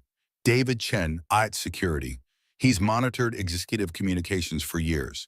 And he owes me. I sponsored his daughter's college scholarship. Can you contact him without alerting Margaret? Victoria smiles for the first time in days. I'm still CEO, last I checked. I have channels Margaret doesn't know about. As Victoria reaches for her phone, Connor sees a glimpse of the formidable executive beneath the hospital gown. Determined, strategic, and unwilling to surrender without a fight. So, that evening, Connor sits with Leo at their kitchen table, helping with homework while trying to explain his frequent hospital visits. So Victoria crashed her car? Leo asks, pencil tapping against his math worksheet. Is she going to be okay? She's getting better, Connor says carefully. but she's going through a tough time at work too. Leo considers this. Is that why you're helping her? Because she helped me get into music school? Connor looks at his son, wondering how to explain the complicated relationship that's developed between himself and Victoria. Partly, but also because sometimes people need friends most when they're struggling. Even though she got you fired? Connor stills. How did you know about that? Leo shrugs with the casual omniscience of children. I heard you on the phone and you started being sad right after you stopped talking about her. It's complicated, buddy. Victoria had to make a really hard choice. Between you and something else? Connor nods, amazed at his son's perceptiveness. Between helping one person, me, and helping thousands of kids who need the foundation's support. Leo processes this, his young face thoughtful. Like in those superhero movies, when they have to choose between saving one person they love or saving a whole city? Something like that. But now you're helping her anyway. Connor smiles ruefully. Life isn't always as simple as staying angry at people who hurt us. Sometimes understanding why they did something changes how we feel. Leo returns to his homework, apparently satisfied. I hope she gets better. She was nice to me, and she liked your music. Thanks, buddy. Are we still poor? Leo asks suddenly. The question tightens Connor's chest. Despite Victoria's offer of financial assistance, he hasn't accepted anything beyond covering Leo's music lessons. Pride, perhaps, or a need to maintain some independence in their unbalanced relationship. We're managing, he answers honestly, and things will improve. Leo nods seriously. Good, because I got picked for the student showcase next month, and they said we need to bring refreshments. Connor feels a surge of pride pushing through financial worries. That's amazing, Leo. First performance at the new school? Leo grins, gap-toothed and excited. Ms. Phillips said I'm precociously talented. That's good, right? That's very good. Connor ruffles his son's hair. We'll figure out the refreshments. Don't worry about that part. After Leo goes to bed, Connor checks his email, finding a message from Victoria with a single line. David's in, meeting tomorrow morning 6 a.m. Bring Leo if needed. He types a quick acknowledgement, then opens a separate browser tab. The online listing for his Martin guitar still appears on the music store's website. Vintage 1967 Martin D28, excellent condition, previous owner, professional musician. Connor stares at the image of Sarah's last gift to him, now priced at $8,995. The practical side of him knows the money matters more than the instrument. It's keeping a roof over Leo's head, food on their table. Yet the loss aches in a way he hadn't anticipated. He closes the laptop, picks up the cheap replacement guitar he purchased from a pawn shop, and begins working on the melody that's been forming in his mind since Victoria's accident. The sound quality is poor, but the music itself, a complex exploration of betrayal, understanding, and cautious redemption, flows more freely than anything he's written since Sarah died. At 6 a.m., Connor and Leo arrive at Mount Sinai Hospital. Leo clutches his school backpack, curious about the early morning adventure, but still sleepy. In Victoria's private room, they find her sitting up in bed, looking more like a CEO despite the hospital gown. Beside her sits a nervous-looking Asian man in his 40s. David Chen, judging by the Sterling Corporation ID clipped to his shirt pocket. Connor, Leo, thank you for coming, Victoria says formally, then softens. Leo, there's a waiting area down the hall with some video games. Would that be okay while we talk grown-up stuff? Leo looks to his father for confirmation. It's right there where we can see you, Connor assures him. Just for a little while. Once Leo settles in the waiting area, David Chen pulls out a tablet. Miss Sterling, I've compiled what you asked for, but... He glances nervously at Connor. Are you sure about involving outsiders? Mr. Mitchell isn't an outsider, Victoria says firmly. He's the primary victim of Margaret's actions, and I trust him completely. David nods, though his expression remains uncertain. I tracked the communications as you requested. There's a clear pattern of targeted interference. He turns the tablet to show them emails from Margaret Ashworth to contacts at major Manhattan maintenance companies, property management firms, and building services. Each message contains similar language about Connor. Security risk, inappropriate workplace behavior, not recommended for rehire. She systematically destroyed your employment prospects, Victoria says quietly, using Sterling resources and influence. Connor scrolls through the emails, anger mixing with vindication. This is why no one would hire me. It goes deeper, David continues. Look at these board communications. He pulls up a series of messages between Margaret and board members, dated before Connor's termination. The language is careful, corporate, but the implication clear. Victoria's personal attachment to a maintenance employee represented concerning judgment and potential leadership instability. She was building a case against you, Connor realizes. Victoria nods grimly, using you as leverage to question my leadership and eventually take control of the foundation.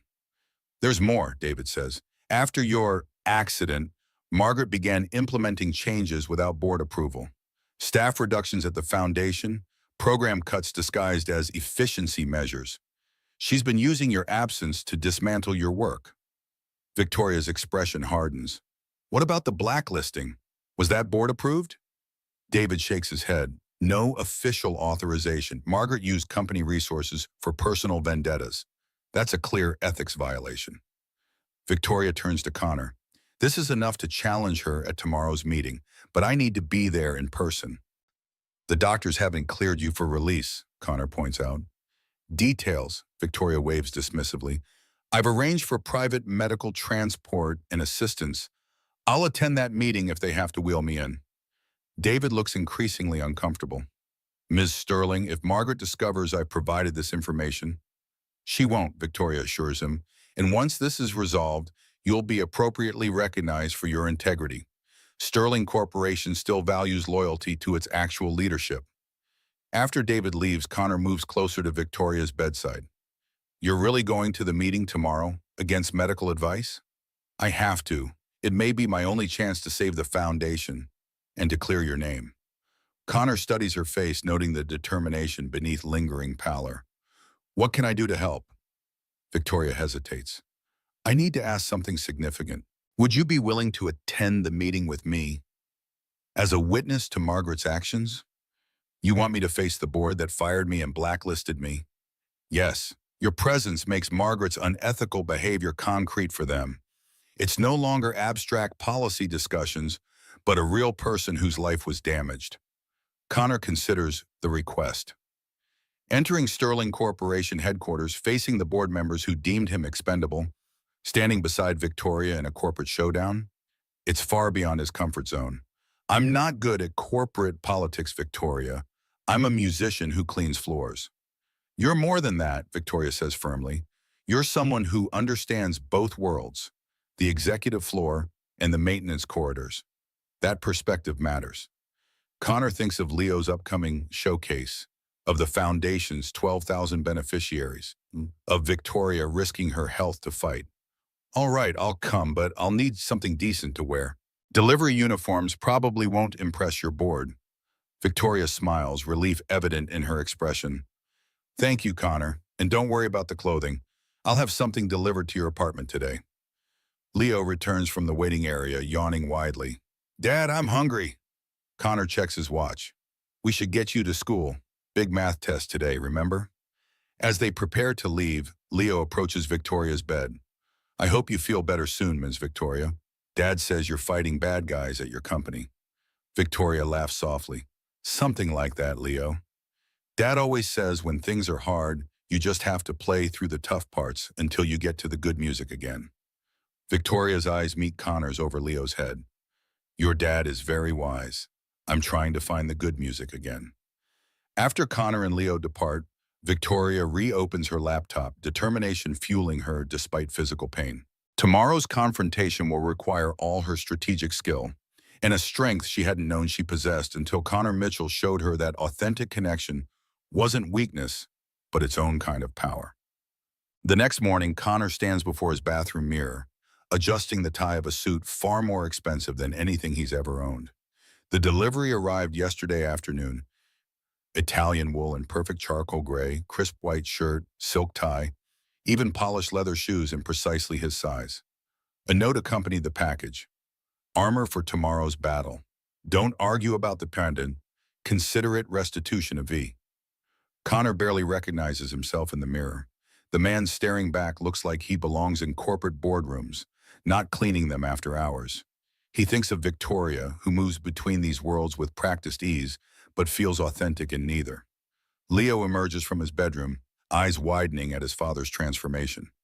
"Whoa, Dad, you look like a businessman." "Just for today," Connor assures him. "Mrs. Rodriguez will pick you up from school. I might be late tonight." "Because you're helping Victoria fight the bad guys?" Connor smiles at his son's simplified narrative.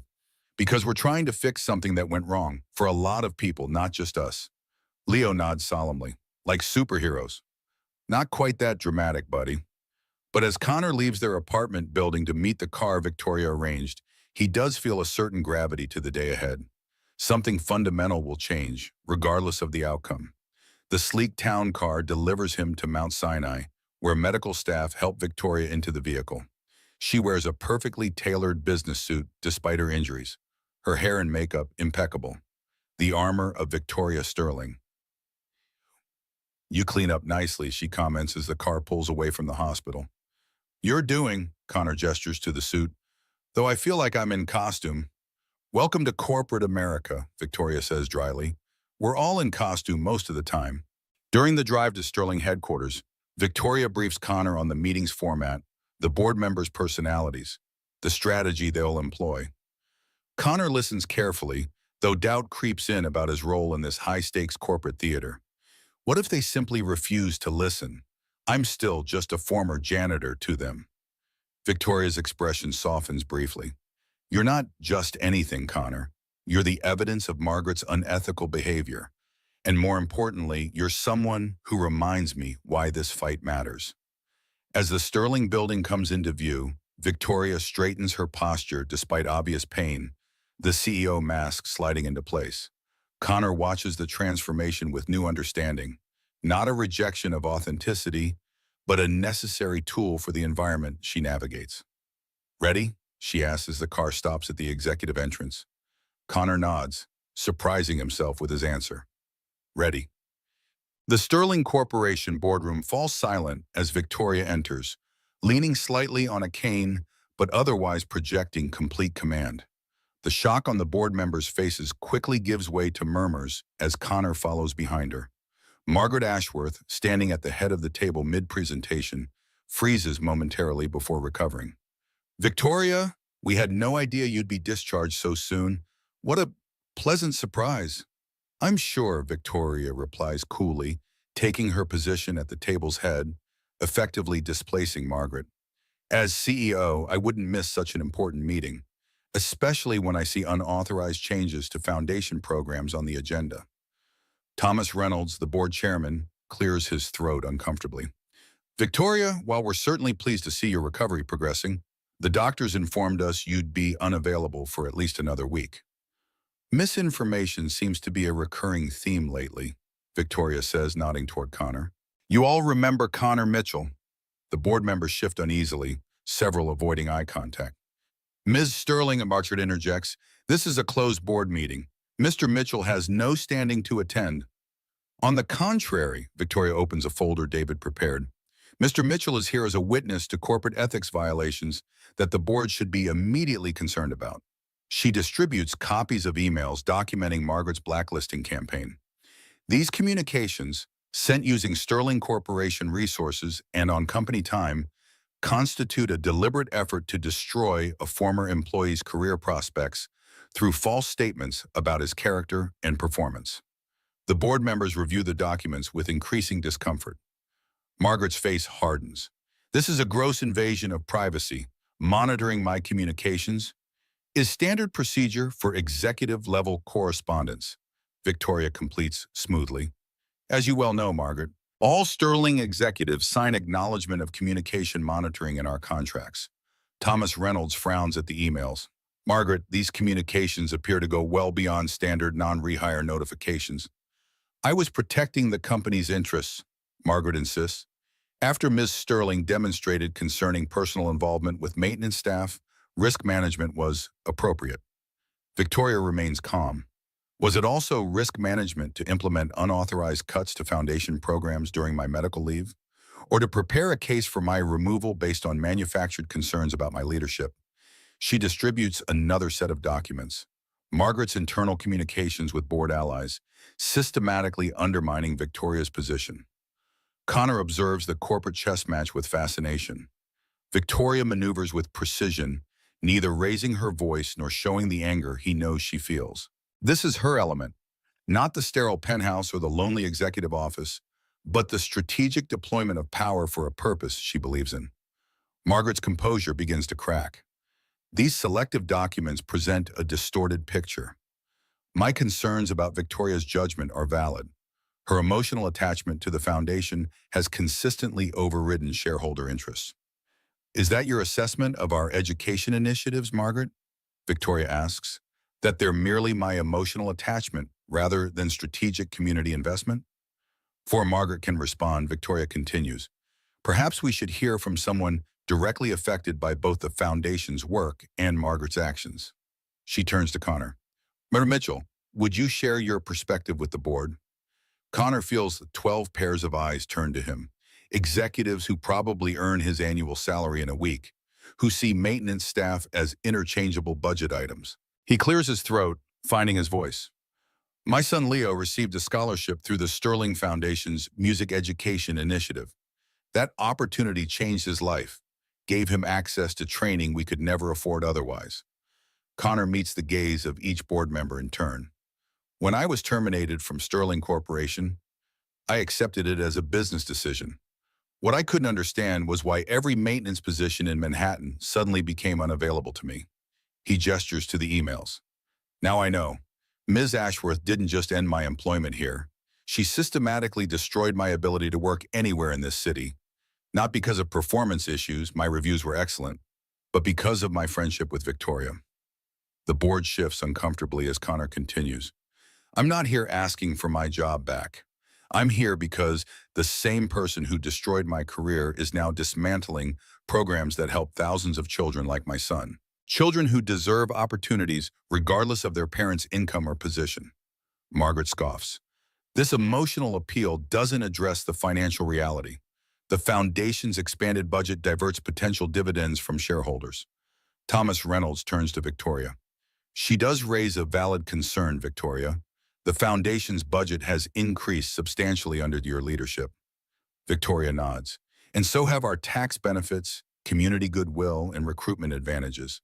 The foundation isn't charity, it's strategic investment in communities where we operate. She projects a slide showing the correlation between foundation initiatives and improved public perception, customer loyalty, and employee retention. These programs deliver measurable returns beyond their humanitarian value. For the next hour, Victoria methodically addresses each of Margaret's accusations, presenting evidence of the foundation's value while highlighting Margaret's ethical violations. Connor watches her command the room despite her physical pain, never once raising her voice yet never conceding ground. Finally, Thomas Reynolds calls for a brief recess. As board members file out for coffee, Margaret approaches Victoria with cold fury. You may win this round, but don't think this ends here. The board still questions your judgment, particularly your attachment to certain employees. Her gaze shifts pointedly to Connor. Victoria stands, meeting Margaret's height despite her injuries. I understand something now that you never will, Margaret. Leadership isn't about power over others. It's about creating something worth following, something that matters beyond quarterly reports. How inspirational, Margaret sneers. Perhaps you should write greeting cards instead of running a corporation. After she stalks away, Connor moves to Victoria's side. Are you all right? You should sit down. Victoria's composure wavers slightly, pain evident in her eyes. I just need to finish this. The board's still wavering. You've presented a strong case. What more can you do? Victoria hesitates. There's one more card to play, but I've been reluctant to use it. It's personal. Before Connor can inquire further, the board members return, session resuming with palpable tension. Thomas Reynolds addresses Victoria directly. We've reviewed the evidence concerning Margaret's actions regarding Mr. Mitchell's employment prospects. The board agrees these communications were inappropriate and exceed our ethical guidelines. Margaret begins to protest, but Reynolds continues. However, concerns remain about foundation expenditures and your judgment regarding certain personal associations. He glances briefly at Connor. The board needs assurance that Sterling Corporation's interests remain your priority. Victoria straightens, decision made. If assurances are what you need, I'm prepared to offer something concrete. She opens a folder Connor hasn't seen before. These are the terms of my inheritance and controlling interest in Sterling Corporation. As you know, my father structured my ownership to prevent any significant changes until I reach 40. The board members lean forward with interest. I've had my attorneys prepare an alternative arrangement, Victoria continues. I'm willing to place my personal Sterling holdings, separate from my CEO compensation, into a trust that funds the foundation independently. This would ensure the education initiatives continue regardless of quarterly pressures, while maintaining expected shareholder dividends from operating income. Murmurs circulate around the table. Thomas Reynolds looks genuinely surprised. Victoria, that's your personal inheritance. Nearly $300 million in assets. I'm aware of the value, Victoria says calmly. I'm also aware of what matters to me. The foundation's work shouldn't depend on boardroom politics or personal vendettas. Connor stares at Victoria, understanding the magnitude of her offer. She's sacrificing her personal wealth to protect both the foundation and her authority as CEO, choosing purpose over privilege. Margaret laughs incredulously. This is precisely the emotional decision-making I've been concerned about. Giving away a fortune for charity cases? Not giving away, Victoria corrects. Investing in something with lasting value, something that can't be measured in quarterly returns. She turns to the board. My proposal ensures shareholders receive their expected dividends while the foundation continues its work. You lose nothing. Thousands of children gain everything. As the board discusses Victoria's proposal, Connor leans closer to her. You never mentioned this plan. It was a last resort, she admits quietly. But watching you stand up to the board, a man who lost everything yet still advocates for others, made me realize some things are worth sacrificing for.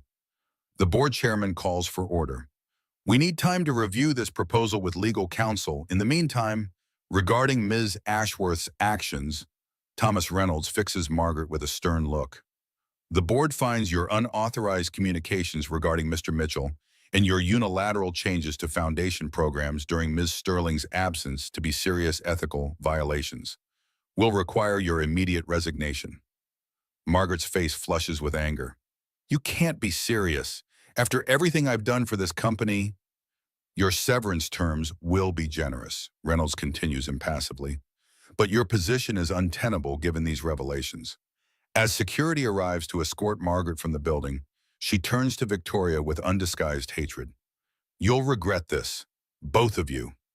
After Margaret's departure, the meeting concludes with tentative approval of Victoria's trust proposal pending legal review. The board agrees to reinstate the foundation programs Margaret had cut and to issue a corporate apology to Connor with recommendations to counter the blacklisting's effects. As board members file out, several approach Connor directly, offering business cards and connections. The corporate world's version of atonement. When they are finally alone in the boardroom, Victoria exhales slowly, the CEO mask slipping to reveal exhaustion beneath.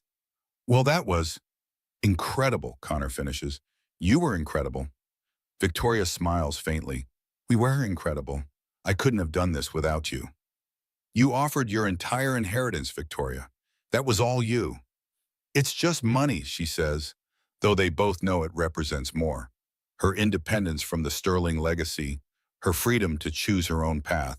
Connor helps her stand, supporting her as pain from her injuries resurfaces now that the adrenaline fades. Let's get you back to the hospital before your doctors send out a search party. As they leave the boardroom, Victoria pauses in the doorway, looking back at the space where she's fought countless corporate battles. For the first time, I feel like I actually accomplished something that matters here. You did, Connor assures her. 12,000 somethings, plus one stubborn former janitor and his musically gifted son. Victoria laughs softly, leaning against him as they walk toward the elevator. Speaking of which, when is Leo's next performance? I'd like to attend, if that's all right with you. He'd love that, Connor says, and so would I. As the elevator descends, Connor realizes they've achieved something neither expected when they first met in that empty ballroom months ago. A victory not just against corporate politics, but against the isolation that had defined both their lives since losing what mattered most to them. 3 weeks later, Connor stands in Central Park at their familiar bench, watching Leo chase pigeons with the same enthusiasm he'd shown before their world had fallen apart. The guitar in Connor's hands is the same Martin he had almost sold, returned to him through an anonymous purchase from the music store and delivered to his apartment with a simple note. Music shouldn't stay inside. V. He'd started playing in coffee shops again, small gigs that brought in modest income, but more importantly reminded him who he was beneath the survival mode that had consumed him for months. A familiar figure approaches along the path, moving with less confidence than the Victoria Sterling who once commanded boardrooms. She carries a small canvas bag and wears jeans that actually look like they've been worn before, her hair loose and natural rather than styled into corporate perfection. Connor doesn't look up from his guitar, but he shifts slightly on the bench, making room for her to sit. The gesture is subtle but unmistakable, an invitation without pressure, an acknowledgement of her presence without demand. Victoria sits down carefully, leaving space between them, but close enough that Connor can smell her shampoo. Something simple and floral that's nothing like the expensive perfume she'd worn during their earlier encounters. From her bag, she withdraws a notebook filled with handwritten music, pages covered with chord progressions, and lyrics that show evidence of extensive revision. "I've been writing," she says simply, not looking at Connor but speaking to the air between them. "Songs. Mostly terrible songs about making mistakes and trying to find courage you didn't know you had." Leo spots Victoria and runs over with uncomplicated joy, his face lighting up. "Victoria, did you hear Dad playing? He's been practicing new songs every day." The boy's enthusiasm is infectious, and Victoria smiles. Not the polished CEO expression Connor remembers, but something genuine and unguarded. "I did hear him. He sounds wonderful." She looks at Connor for the first time since arriving. "Better than before, actually. There's something different in the music." Connor nods slowly, understanding what she means. Pain had changed his songwriting, adding depth and complexity that success and happiness alone couldn't provide. "I have something for you," Victoria says, pulling a single sheet of music from her notebook. "It's not very good, and I probably got the chord progressions wrong, but..." She hands Connor a song titled "The Space Between Us," written in careful handwriting that shows the patience of someone learning a completely new language. Connor studies the notes and lyrics, recognizing Victoria's story woven through verses about glass towers and golden prisons, about learning that love required risking everything you thought protected you. "This is beautiful," he says quietly, and the chord progressions are actually quite sophisticated. Victoria flushes with pleasure at the compliment, looking younger than her 35 years. "I've been taking lessons. Turns out there are teachers who make house calls for students who can't leave their circumstances." Connor understands the coded language. Victoria is still bound by sterling obligations. The board accepted her trust proposal, but retained her as CEO with a revised contract. She's finding small rebellions, creating pockets of authenticity within the constraints of her corporate life. "Would you..." Connor hesitates, then decides to trust the fragile piece they've built. "Would you like to play it together, your song?" Victoria's eyes widen with surprise and nervous excitement. "I'm not good enough yet. I'll probably mess up the timing." Connor smiles, the first completely natural expression he's given her since the hospital. "Everyone messes up the timing at first. That's how you learn to find the rhythm that works for you instead of trying to follow someone else's beat."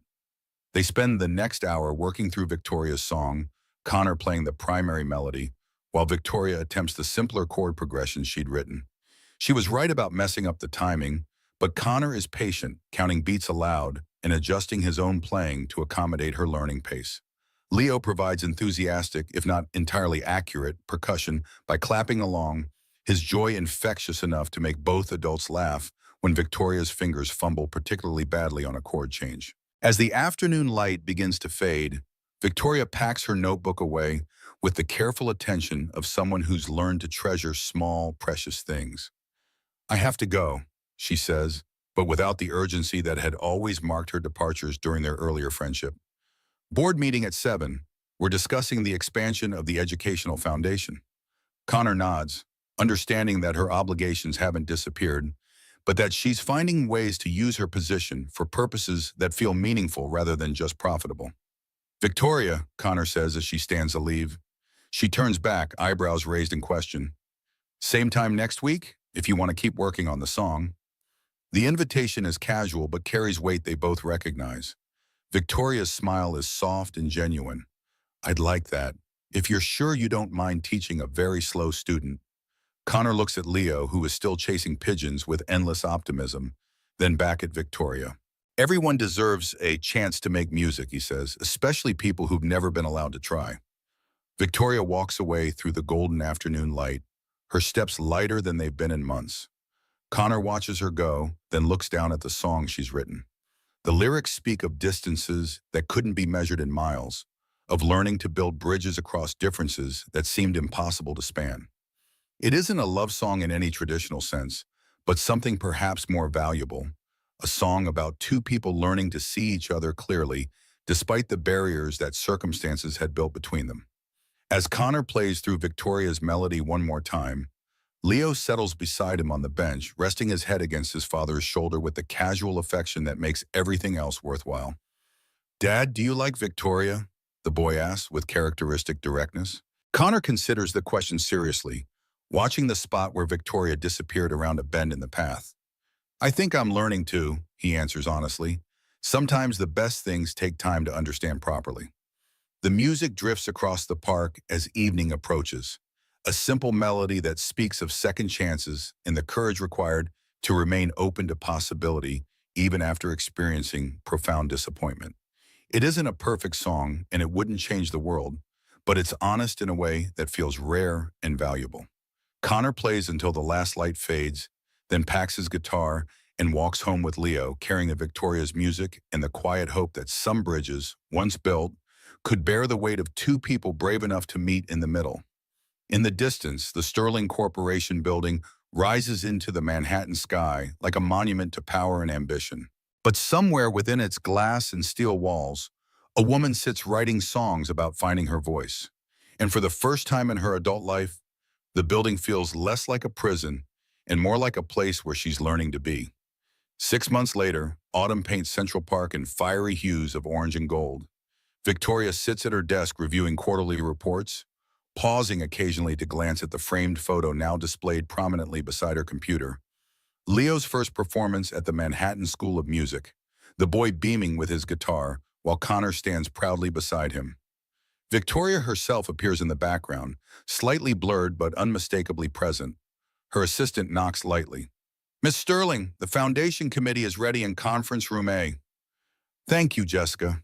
Victoria gathers her materials, moving with the confidence of someone fully recovered from physical injuries, though occasional pain still reminds her of that desperate day. The conference room buzzes with activity. Educators, program directors, community representatives, and several Sterling board members. The atmosphere differs markedly from the traditional corporate meetings. Laughter occasionally punctuates serious discussion. Passion tempers pragmatism. Victoria takes her position at the head of the table, but doesn't immediately call for order. Instead, she observes the animated conversations, the genuine enthusiasm. This committee, her innovation following the confrontation with Margaret, brings together stakeholders from all levels of the Foundation's work, from boardroom to classroom. "Good morning, everyone," she finally says, the room quieting respectfully. "Before we begin, I'd like to introduce our newest committee member." All heads turn as Connor enters, carrying a portfolio case rather than a cleaning cart. He wears business casual attire, a significant upgrade from maintenance uniforms but deliberately less formal than corporate suits. Many of you know Connor Mitchell already. His son Leo is one of our most promising music scholars, and Connor himself has been consulting on our expanded arts curriculum.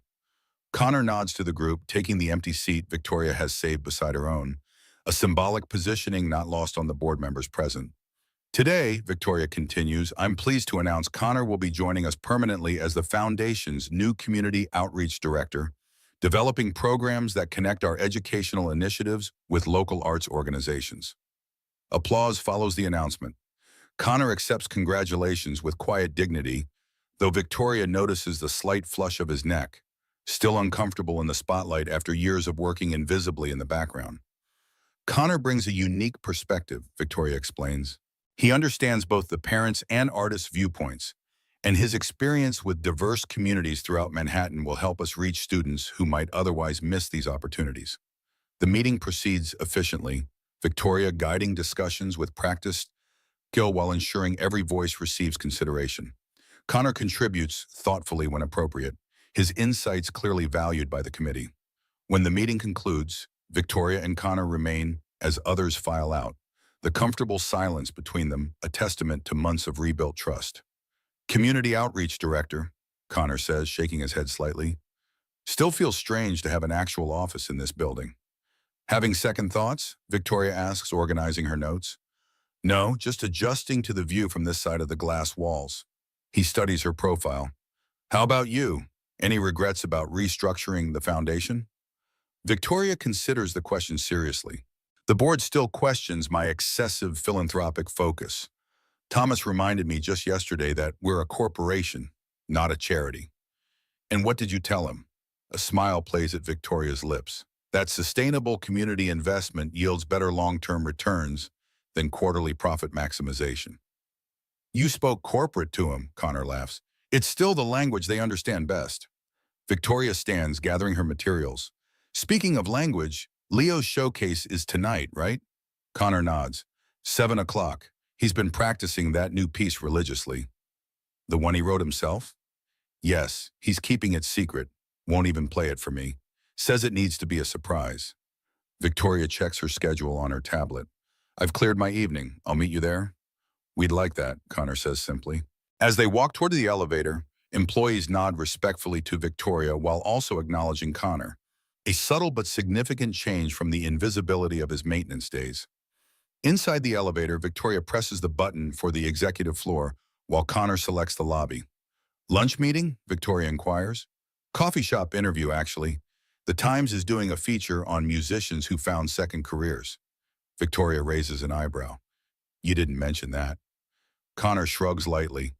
Didn't seem important. Just a small profile. Connor Mitchell, former maintenance worker, current foundation director, and still a talented musician performing weekends at village coffee houses. That's definitely noteworthy. The elevator reaches the lobby, doors opening to the bustling Sterling atrium. See you tonight, Connor says, stepping out. Victoria impulsively reaches for the door hold button. Connor, bring your guitar to the showcase. If there's time after Leo's performance, understanding crosses his features. You want to play your song in public? If you think it's ready. The uncertainty in her voice, so different from her boardroom confidence, reminds Connor how vulnerable Victoria still feels about her musical abilities. It's ready, he assures her, and so are you. The elevator doors close between them, but the connection remains. A bridge carefully reconstructed over months of Sunday afternoons in the park, weeknight coffee conversations, and shared purpose in the foundation's work. Leo paces backstage at the Manhattan School of Music auditorium, clutching his guitar with nervous energy. Other students prepare their instruments around him, some practicing last-minute phrases, others sitting in meditative concentration. Connor adjusts his son's tie, pride overwhelming any lingering financial anxieties. The past 6 months have transformed their circumstances. Connor's new position provides stability. His weekend music performances bring in additional income, and more importantly, restore the creative fulfillment he'd lost after Sarah's death. You're going to be amazing, buddy, Leo nods seriously. I just want my song to be perfect. I've been working on it forever. Music isn't about perfection, remember? It's about feeling, Leo finishes. I know, Dad, but this song is really important. Connor kneels to his son's eye level. Any particular reason? Leo hesitates. It's for Mom, and also kind of for Victoria. The admission catches Connor off guard. For both of them? Yeah, is that weird? Mom's not here anymore, but Victoria is, and she helps us and likes music too. Leo trails off uncertainly. Connor feels a complex emotion swell in his chest. Gratitude mixed with lingering grief. hope tempered by caution. It's not weird at all, buddy. I think it's beautiful that you want to honor both of them. Leo's expression brightens. Victoria's coming tonight, right? Front row, Connor confirms. She rescheduled a dinner with the mayor to be here. Whoa, that's important. You're important, Connor says simply. A program coordinator appears, calling students to line up. Connor gives Leo a quick hug before heading to the audience, finding his seat in the front row, where Victoria has saved him a place. She's dressed more casually than her work attire, but still elegantly. Dark jeans, silk blouse, subtle jewelry. The CEO is present in her perfect posture, but the woman who writes songs in the park shows in her unguarded smile. How's our musician? She asks as Connor sits beside her. The casual R doesn't escape Connor's notice. Nervous but ready, his piece is apparently very special tonight. The lights dim as the showcase begins. Young musicians perform with varying degrees of skill and confidence. Some technically perfect but mechanical, others less polished but playing with genuine emotion. When Leo's name is announced, Connor and Victoria exchange a quick glance of shared anticipation. The boy walks center stage, looking impossibly small under the spotlights, yet carrying himself with quiet determination. Good evening, Leo addresses the audience with remarkable poise for a 9-year-old. I wrote this piece myself. It's called Two Kinds of Love, and it's dedicated to my mom in heaven and to my dad's friend Victoria, who helped me come to this school. Connor feels Victoria stiffen slightly beside him, surprise evident in her posture. On stage, Leo begins to play, a melody that starts with melancholy notes clearly inspired by Connor's song for Sarah, then gradually transforms into something more hopeful, incorporating elements reminiscent of Victoria's composition. The piece isn't technically perfect, but the emotional honesty in Leo's playing captivates the audience. Connor feels tears gathering as he recognizes his son's profound statement, acknowledging the love lost while embracing the new connections forming in their lives. Beside him, Victoria sits perfectly still, her usual composure faltering as a single tear tracks down her cheek. Without thinking, Connor reaches over, briefly squeezing her hand.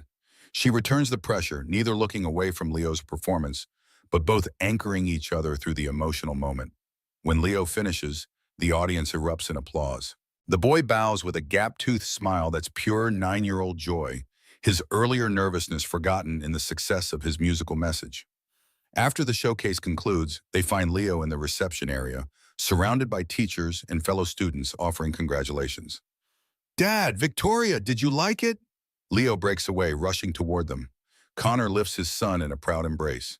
It was incredible, buddy, absolutely incredible. When Connor sets him down, Leo turns to Victoria with anxious expectation. Was it okay that I dedicated it to you too? I didn't ask first. Victoria kneels to Leo's level, public image forgotten as emotion overtakes corporate poise.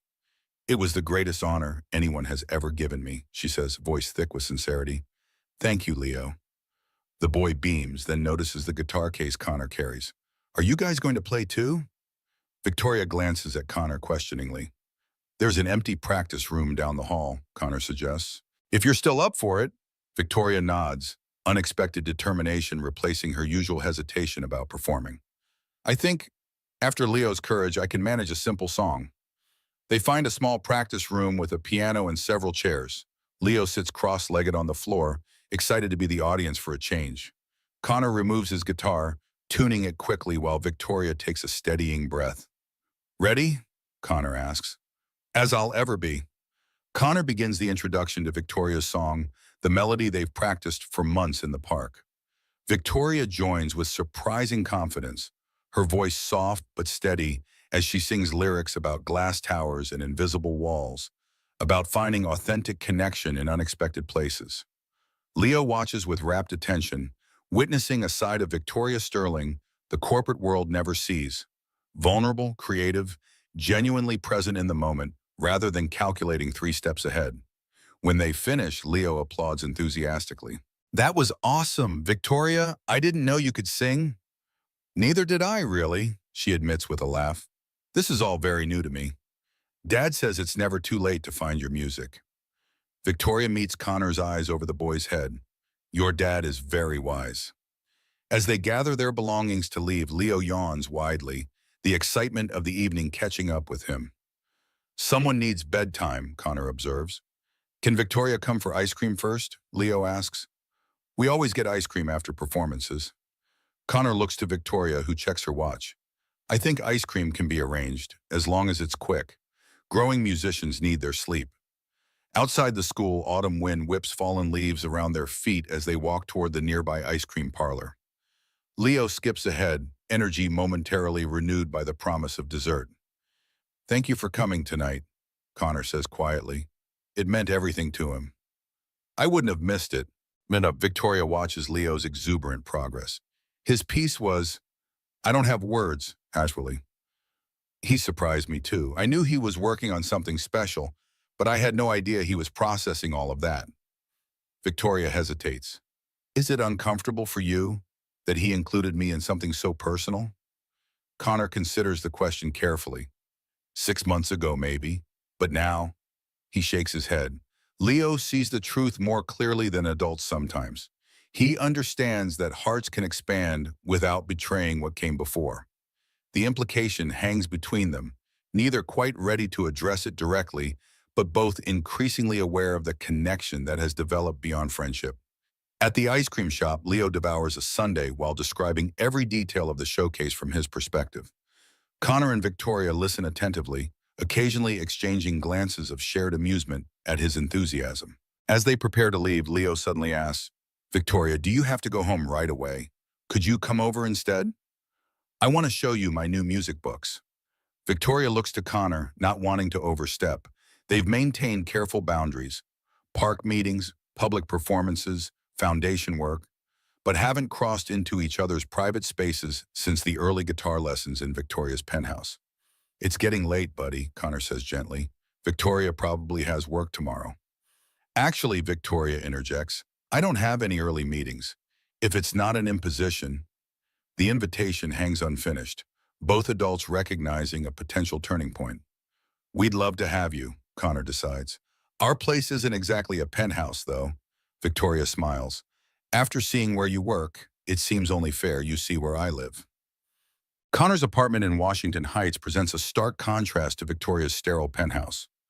Books overflow modest shelves, musical instruments occupy various corners, and photographs cover the walls, mostly of Leo at different ages, several featuring Sarah, and now a few recent additions, including Victoria at foundation events. Leo eagerly gives Victoria the tour, proudly showing his room with its music posters and homework desk, explaining each treasure with 9-year-old importance. And this is my mom, Leo says, pointing to a framed photo on his nightstand. Dad says I have her eyes and her musical talent. Victoria studies the photograph of the beautiful woman with Leo's expressive eyes. Your dad is right. You look just like her. Dad says she's watching me from heaven and was definitely at my performance tonight. Victoria nods seriously. I believe that too. Leo yawns again, the excitement finally giving way to exhaustion. Connor appears in the doorway. Bedtime, musician. School tomorrow. After Leo changes into pajamas and brushes his teeth, he surprises Victoria with a quick hug. Thanks for coming to my performance, and for helping Dad not be sad all the time. Before Victoria can respond, Leo climbs into bed, Connor stepping forward to tuck him in. Victoria moves to the living room, giving father and son their private moment while absorbing the simple statement that carries such profound meaning. Connor joins her minutes later, carrying 2 glasses of wine. He's out already, performance adrenaline crash. Victoria accepts the wine, settling onto the comfortable, if slightly worn couch. Your home is lovely, Connor. It feels lived in, real. Unlike your museum-quality penthouse, Connor teases gently. Exactly unlike that, Victoria admits. I've been thinking about moving, actually. Somewhere smaller, less sterile. Really?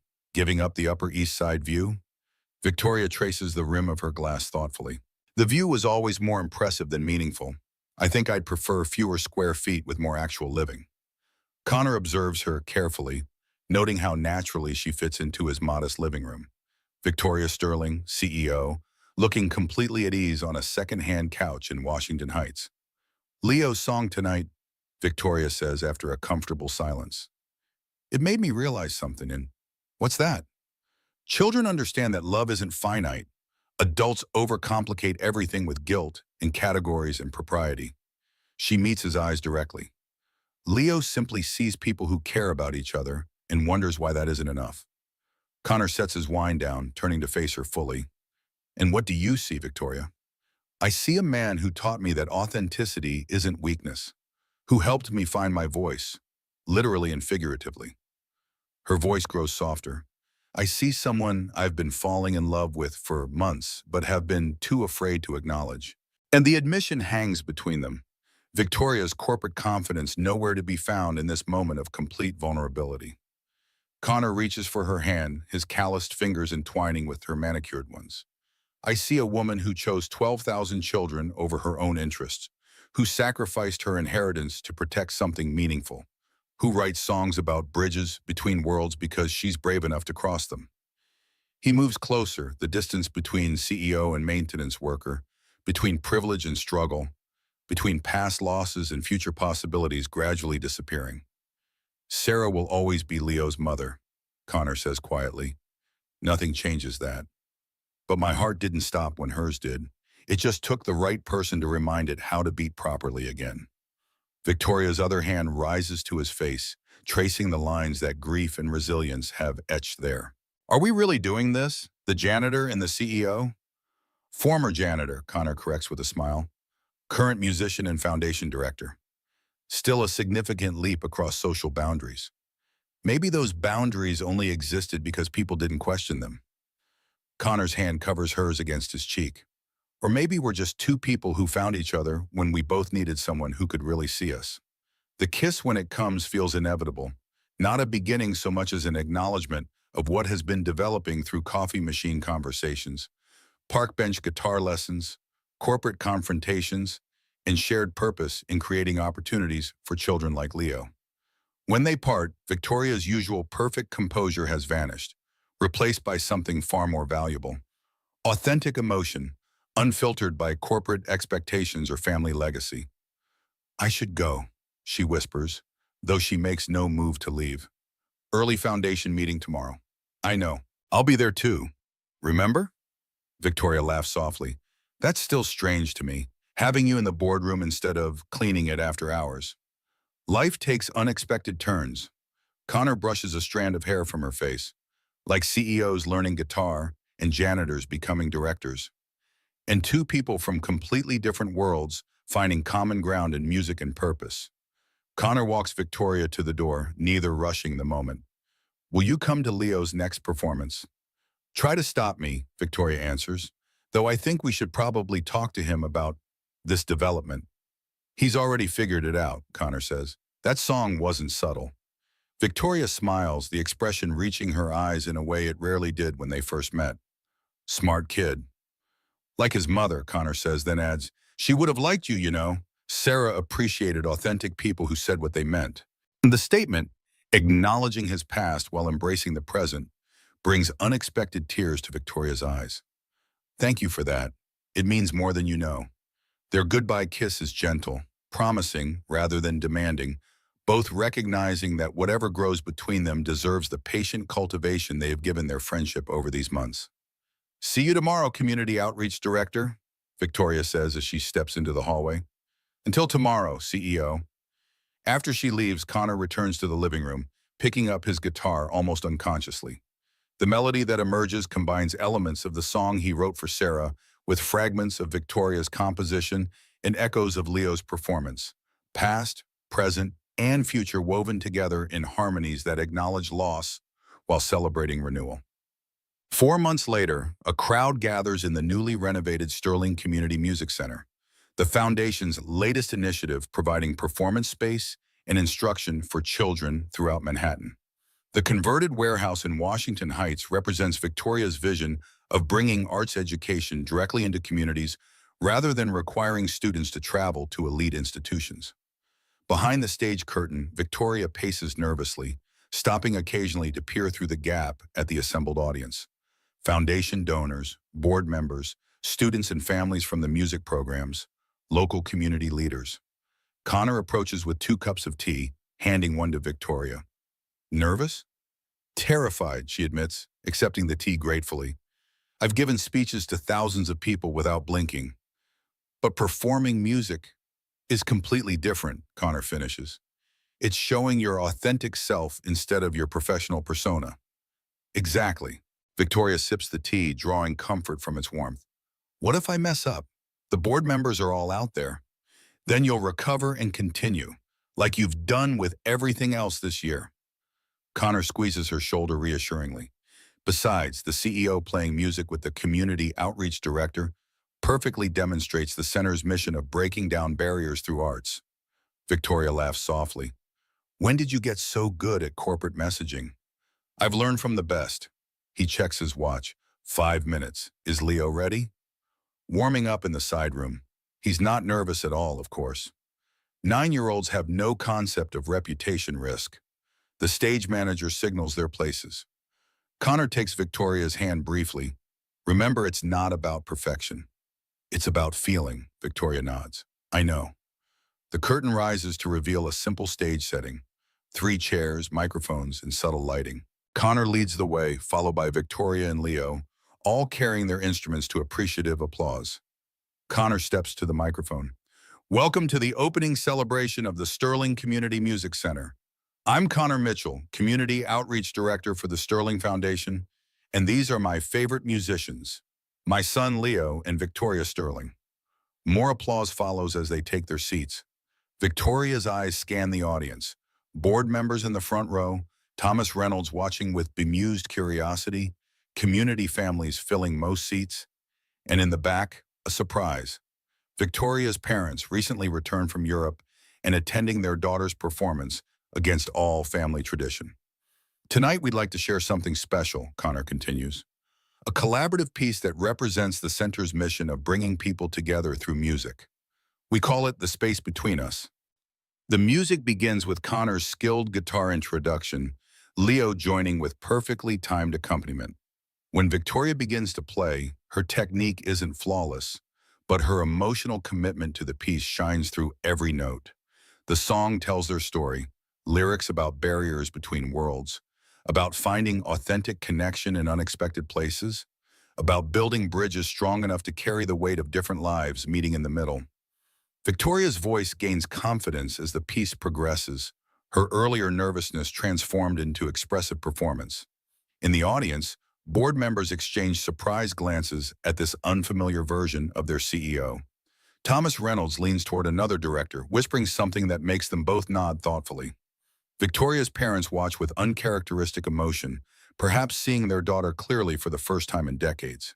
As the final notes fade, silence holds for a breath before the audience erupts in enthusiastic applause. Leo beams with unrestrained joy, Connor nods with quiet pride, and Victoria, accustomed to polished corporate presentations, experiences the unique satisfaction of being appreciated for something purely personal rather than professional. They take their bows together, a tableau that would have seemed impossible a year ago.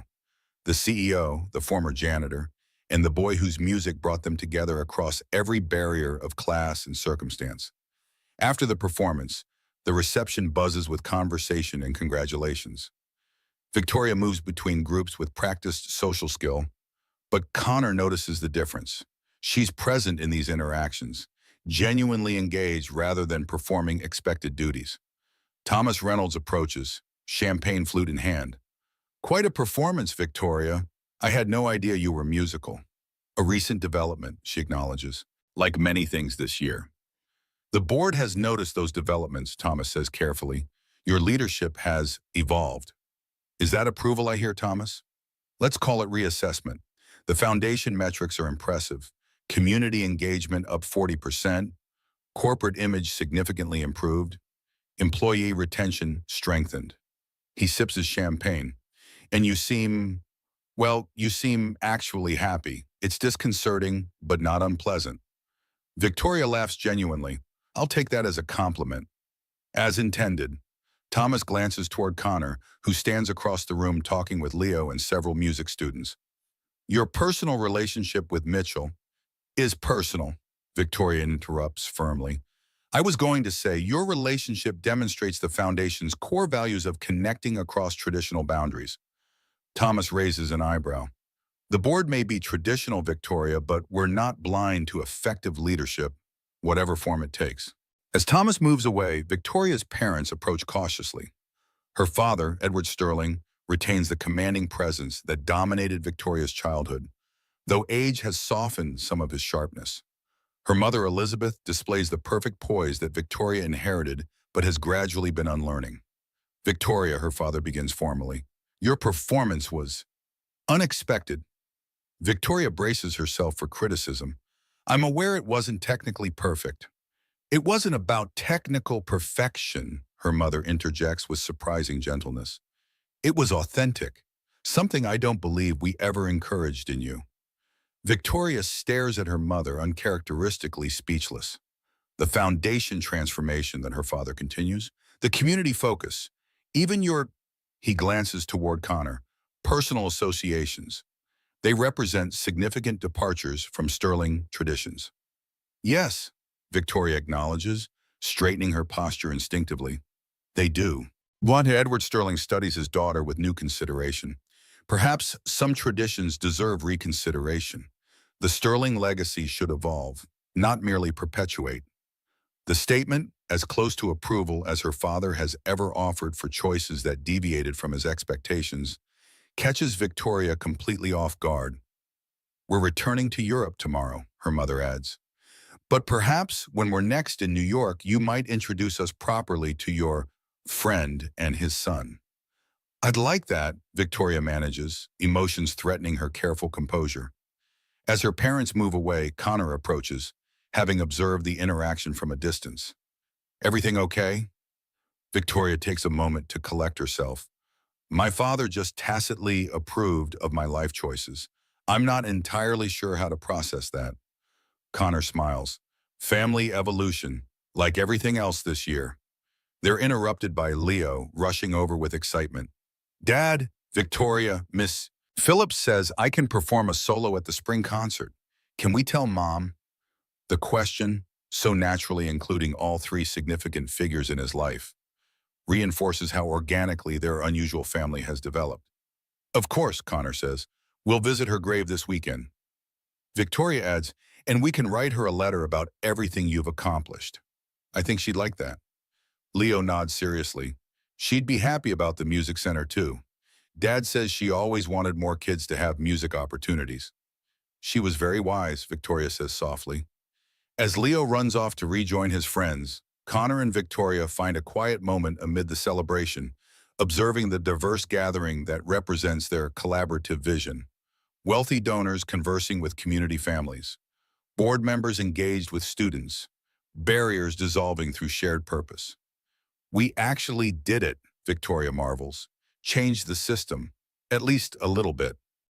Together, Connor reminds her, the word carrying all the meaning of their journey from that first encounter in the empty ballroom to this moment of shared accomplishment.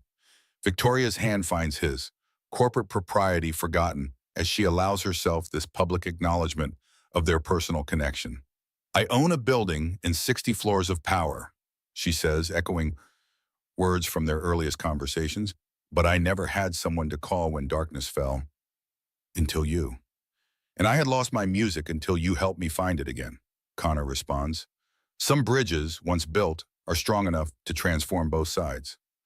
Around them, the Sterling Community Music Center pulses with energy and possibility, a physical manifestation of the bridge they've constructed between worlds that once seemed impossibly distant. Outside, through the tall windows, the Manhattan skyline glitters against the night sky. The Sterling Corporation building stands illuminated among the towers, no longer representing a prison of expectations but a platform for meaningful change. And in this converted warehouse in Washington Heights, far from corporate boardrooms and executive suites, Victoria Sterling and Connor Mitchell stand at the center of a new kind of power, one built on authentic connection, shared purpose, and the music that ultimately brought them together across every barrier.